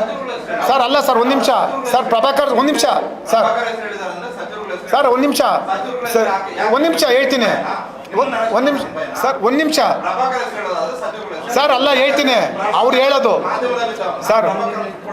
ಸರ್ ನಾನು ಸರ್ ಪ್ರಭಾಕರ್ ಸರ್, ಅದಕ್ಕೆ ಒಂದು ನಿಮಿಷ ನಾನು ಅದಕ್ಕೆ ತಮ್ಗೆ ಹೇಳ್ತಾ ಇದ್ದೀನಿ ಸರ್. ಒಂದು ನಿಮಿಷ ಸರ್, ಒಂದೇ ನಿಮಿಷ ಅಲ್ಲಿ ನೀವು ಬೇಕಾದ್ರೆ ಕೇಳ್ಕೊಳ್ಳಿ. ವಿಜಯ್ ತಾತನೇ ನೆನ್ನೆ ಸರ್ ಅವರು ಒಂದೇ ಸತಿ ನಾನು ಅದಕ್ಕೆ ಹೇಳಿದ್ದು ಮಾಧ್ಯಮದವರು ಪ್ರಭಾಕರ್ ಸರ್ ನನಗೂ ಗೊತ್ತು, ಪ್ರಭಾಕರ್ ಸರ್ ಹೇಳಿದ್ರೋ ಇಲ್ಲ ಗೊತ್ತಿಲ್ಲ, ಅವ್ನು ಹೇಳಿರ್ತಕ್ಕಂಥದ್ದು ಅದನ್ನು ಪ್ರಭಾಕರ್ ಸರ್ ಕ್ಲಾರಿಫೈ ಮಾಡಲಿ. ನಾನೇನು ಅವ್ರ ಮೇಲೆ ಆರೋಪ ಮಾಡ್ತಿಲ್ಲ, ಆ ಮನುಷ್ಯ ಹೇಳಿರ್ತಕ್ಕಂಥದ್ದು ಸರ್. ನಾನೇನು ಸರ್ ಅವ್ನು ಹೇಳೋದು ಪ್ರಭಾಕರ್ ಸಾರು ಮತ್ತು ಸಚಿವರುಗಳ್ದು ಅಂತ ಅವ್ನು ಹೆಸರು ಹೇಳಲ್ಲ. ಪ್ರಭಾಕರ್ ಸಾರು ಮತ್ತು ಸಚಿವರುಗಳ್ದು ತುಂಬ ಪ್ರೆಜರ್ ಇದೆ. ಐ ಎಮ್ ಹೆಲ್ಪ್ಲೆಸ್ ಅಂತಾನೆ. ಸರ್ ದಯಮಾಡಿ CCTV ಫುಟೇಜಸ್ ತೆಗಿಸ್ಬಿಡಿ. ಅವ್ನು ಮಾತಾಡೋದಿದೆ ಸರ್. ಅಲ್ಲ ಸರ್, ಅವ್ರು ಹೇಳ್ತಿರೋದು ಇಷ್ಟೇ. ಪ್ರಭಾಕರ್ ಅವ್ರ ಹೆಸರು ಮೀಡಿಯಾದಲ್ಲಿ ಕಾರಣಕ್ಕೆ ತಗೊಂಡಿರೋದೇ ಆದ್ರೆ ಅವ್ರು ತಗೊಂಡಿರ್ತಾರ ಮಿನಿಸ್ಟರ್ಗಳ ಹೆಸರು ಸರ್ ಆ ಮನುಷ್ಯ ಹೇಳ್ಬೇಕಲ್ಲ ಸರ್. ಮಧು ಸರ್ ಅವರು ಹೇಳ್ಬೇಕಲ್ಲ ಸರ್. ಅವ್ರೇನು ಸರ್ ನಾನು ಅದಕ್ಕೆ ಸರ್ ನನಗೂ ಸರ್ ನಾನು ಹೇಳ್ತಾ ಇದ್ದೀನಿ ಅವನು ಸರ್ ನಾನು ಹೇಳ್ತಾ ಇರ್ತಕ್ಕಂಥದ್ದು ಒಬ್ಬ ಫ್ರಾಡು ಹೇಳಿರ್ತಕ್ಕಂಥದ್ದು. ನಾನು ಅದಕ್ಕೆ ಸರ್ ಪ್ರಭಾಕರ್ ಸರ್ ನನಗೂ ಚೆನ್ನಾಗಿ ಗೊತ್ತು.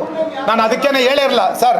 ನಿಮ್ಗೆ ಗೊತ್ತಿರಲಿ ಹನುಮಂತಣ್ಣ ಮಾರುತಿ, ನಾನು ಏನು ಹೇಳಿರಲಿಲ್ಲ ಸರ್. ಅವ್ನು ಹೇಳಿರ್ತಕ್ಕಂಥದ್ದನ್ನು ತಾವು ಹೋಗಿ ದಯಮಾಡಿ ಕೇಳಿ ಸರ್. ಆಮೇಲೆ ಸರ್ ರೆಕಾರ್ಡ್ ಇದೆ. ದಯಮಾಡಿ ಅವನೇನು ಮಾತಾಡಿದ್ದಾನೆ ದಯಮಾಡಿ ತಗೊಳ್ಳಿ ಸರ್. ನಮ್ಮ ಕೈ ಮುಗಿದು ನಾನು ತಮ್ಮಲ್ಲಿ ಕೇಳೋದು ದಯಮಾಡಿ ತಗೊಳ್ಳಿ. ಹಾಗಾಗಿ ನಾನು ಇವನ ಮೇಲೆ ಸರ್ ನಾನು ಇಷ್ಟೇ ಹೇಳ್ತಕ್ಕಂಥದ್ದು, ಇವನೊಬ್ಬ ಫ್ರಾಡು. SIT ರಚನೆ ಆಗಬೇಕು. ನಾವು ಹೋಗ್ತೀನಿ ಸರ್, ನಾನು ಸ್ಟೇಷನ್ ಹತ್ರ ಹೋಗ್ತೀನಿ, ಬಿಡಲ್ಲ. ನಾವು ಅಲ್ಲೇ ಕೂರ್ತೀನಿ. ಅಲ್ಲಾಗಲಿಲ್ಲ ಅಂದರೆ ನಾನು ಗೃಹ ಸಚಿವರ ಹತ್ರ ಹೋಗಿ ಕೂರ್ತೀನಿ ಸರ್, ಬಿಡಲ್ಲ. ಸರ್ ಸರ್ ಹೇಳಿ ಸರ್. ಸರ್ ಕೇಳಿ ಸರ್. ಇಲ್ಲ ಸರ್ ಕೇಳಿ ಸರ್, ದಯವಿಟ್ಟು ಕೇಳಿ ಸರ್. ಯಾವ ಕಾರಣಕ್ಕೂ ಎದ್ದೋಗಲ್ಲ, ಏನು ಬೇಕಾ ಕೇಳಿ.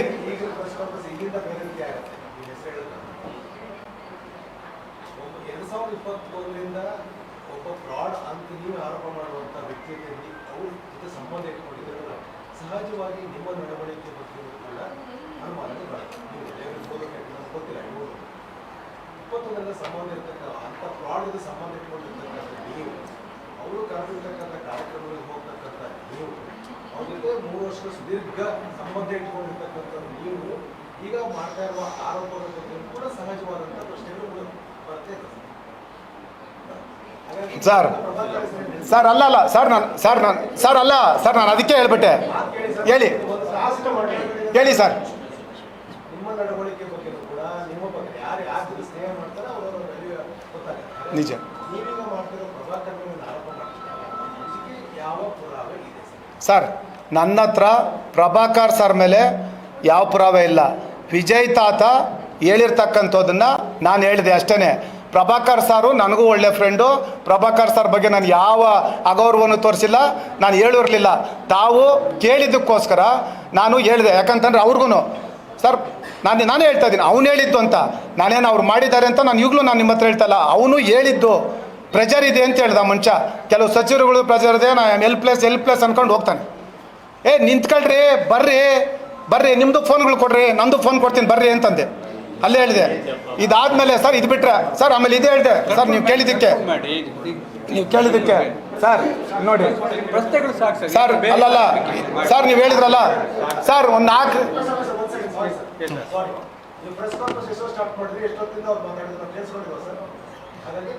ಸರ್ ದಯಮಾಡಿ ಕೇಳಿ ಸರ್. ನಾನು ಅವ್ರಿಗೆ ಸ್ಪೆಸಿಫಿಕ್ ಉತ್ತರ ಕೊಡಿ ಅಂತಿದ್ದೇನೆ. ಸ್ಪೆಸಿಫಿಕ್ ಉತ್ತರ ಕೊಡಿ ಅಂತ ಹೇಳ್ತೀನಿ. ಬಹಳ ವರ್ಷ ನಾನು ನೋಡಿದ್ದೇನೆ, ನನ್ನ ನೀವು ನೋಡದೇ ಇರ್ಬೋದು ಸರ್. ಇಲ್ಲಿ ಇರ್ತಕ್ಕಂಥ ಭಾಳ ಜನ ನಾನು ಯಾರು ಗೊತ್ತಿದ್ದೇನೆ, ನೀವು ಗೆಲ್ಸಕ್ಕೆ ಕೇಳಿ ಸರ್ ಕೇಳಿ ಸರ್.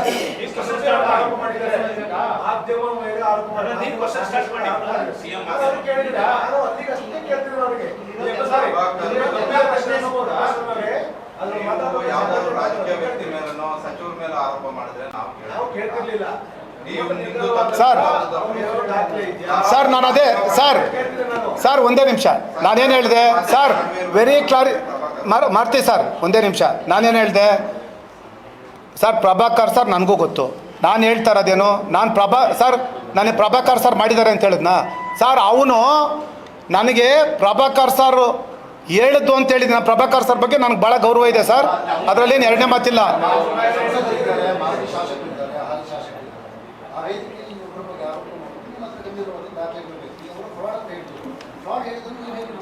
ಯಾರು ಸರ್ ಅದಕ್ಕೇನೆ ಸರ್ ಅವನಿಗೆ ನಾನು ಅದಕ್ಕೆ ಹೇಳಿದ್ದು, ಇವನೊಬ್ಬ ಫ್ರಾಡು ಈ ರೀತಿ ಎಲ್ಲ ಮಾಡ್ತಾ ಇದ್ದಾನೆ.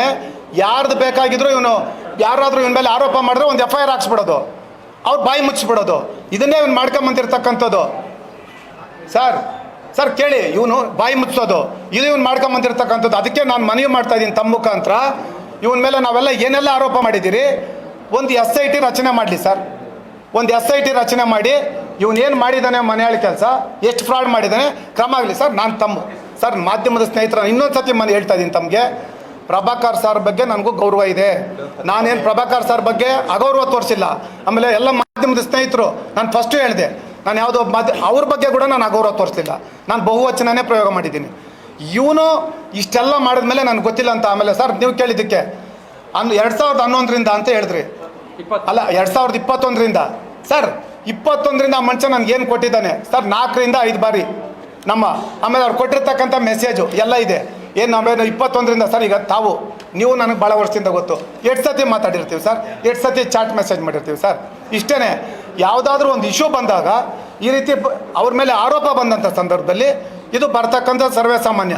ಅದನ್ನು ಈಗ ನಾನೇನು ಅವನ ಮೇಲೆ ಸರ್, ನಾನು ಅದೇ ಹೇಳಿದೆ, ಅದನ್ನ ಹೇಳಿಲ್ಲ. ಅವನ ಮೇಲೆ ನಾನು ಏನು ಆರೋಪ ಮಾಡಿದ್ದೀನಿ ಇಷ್ಟಕ್ಕೂ ಡಾಕ್ಯುಮೆಂಟ್ರಿ ಎವಿಡೆನ್ಸಸ್ ಇದೆ,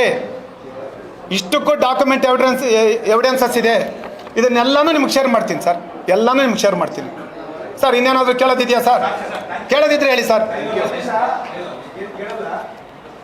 ತಿಪ್ಪೇಸ್ವಾಮಿಯವರು ಬೇರೆ ಸೆಕ್ಟರಿಂದ JDS ಬಂದವರು. ನಾವು ಮಾಧ್ಯಮದವರು ಇದ್ದಾರಲ್ಲ ಸರ್, ನಮ್ಮ ಪಾಳದ ಮೇಲೆಲ್ಲ ಬಂದಿದ್ದೀರಿ. ತಿಪ್ಪೇಸ್ವಾಮಿಯವರ ಸ್ಪೀಡ್ ಅನ್ನ ಗಮನಿಸಿ ನಾನು ಹೇಳ್ತಿರೋದು, ನಾವು ನಮ್ಮ ಸೋಲು ಗೆಲುವು ಎಲ್ಲವನ್ನೂ ನೋಡಿದ್ದೇವೆ ಭಾಳಲ್ಲ. ತಿಪ್ಪೇಸ್ವಾಮಿಯವರು ಯಾವ ಸೆಕ್ಟರ್ ಇದ್ದು ಹೇಗೆ ನಾವು ನೋಡಿದ್ದೇವೆ. ಅಂದ್ರೆ ನಮ್ಮ ಬಗ್ಗೆನೂ ಕೂಡ ನೋಡಿ, ನಾವು ಯಾವುದೇ ನಾನು ಕೇಳಲಿಲ್ಲ ಅವ್ರು. ಪ್ರಶ್ನೆಗಳು ಕೇಳಿದ್ರೆ ನೀವು ಎಬ್ಸೋದ ನಮ್ಮ ಬಗ್ಗೆ ತಿಳ್ಕೊಂಡಿದ್ದೀವಿ. ನಮ್ಮ ಬಗ್ಗೆ ತಿಳ್ಕೊಂಡು ನಮ್ಮ ಸರ್ ಬಿಡಿಸ್ಲಿಲ್ಲ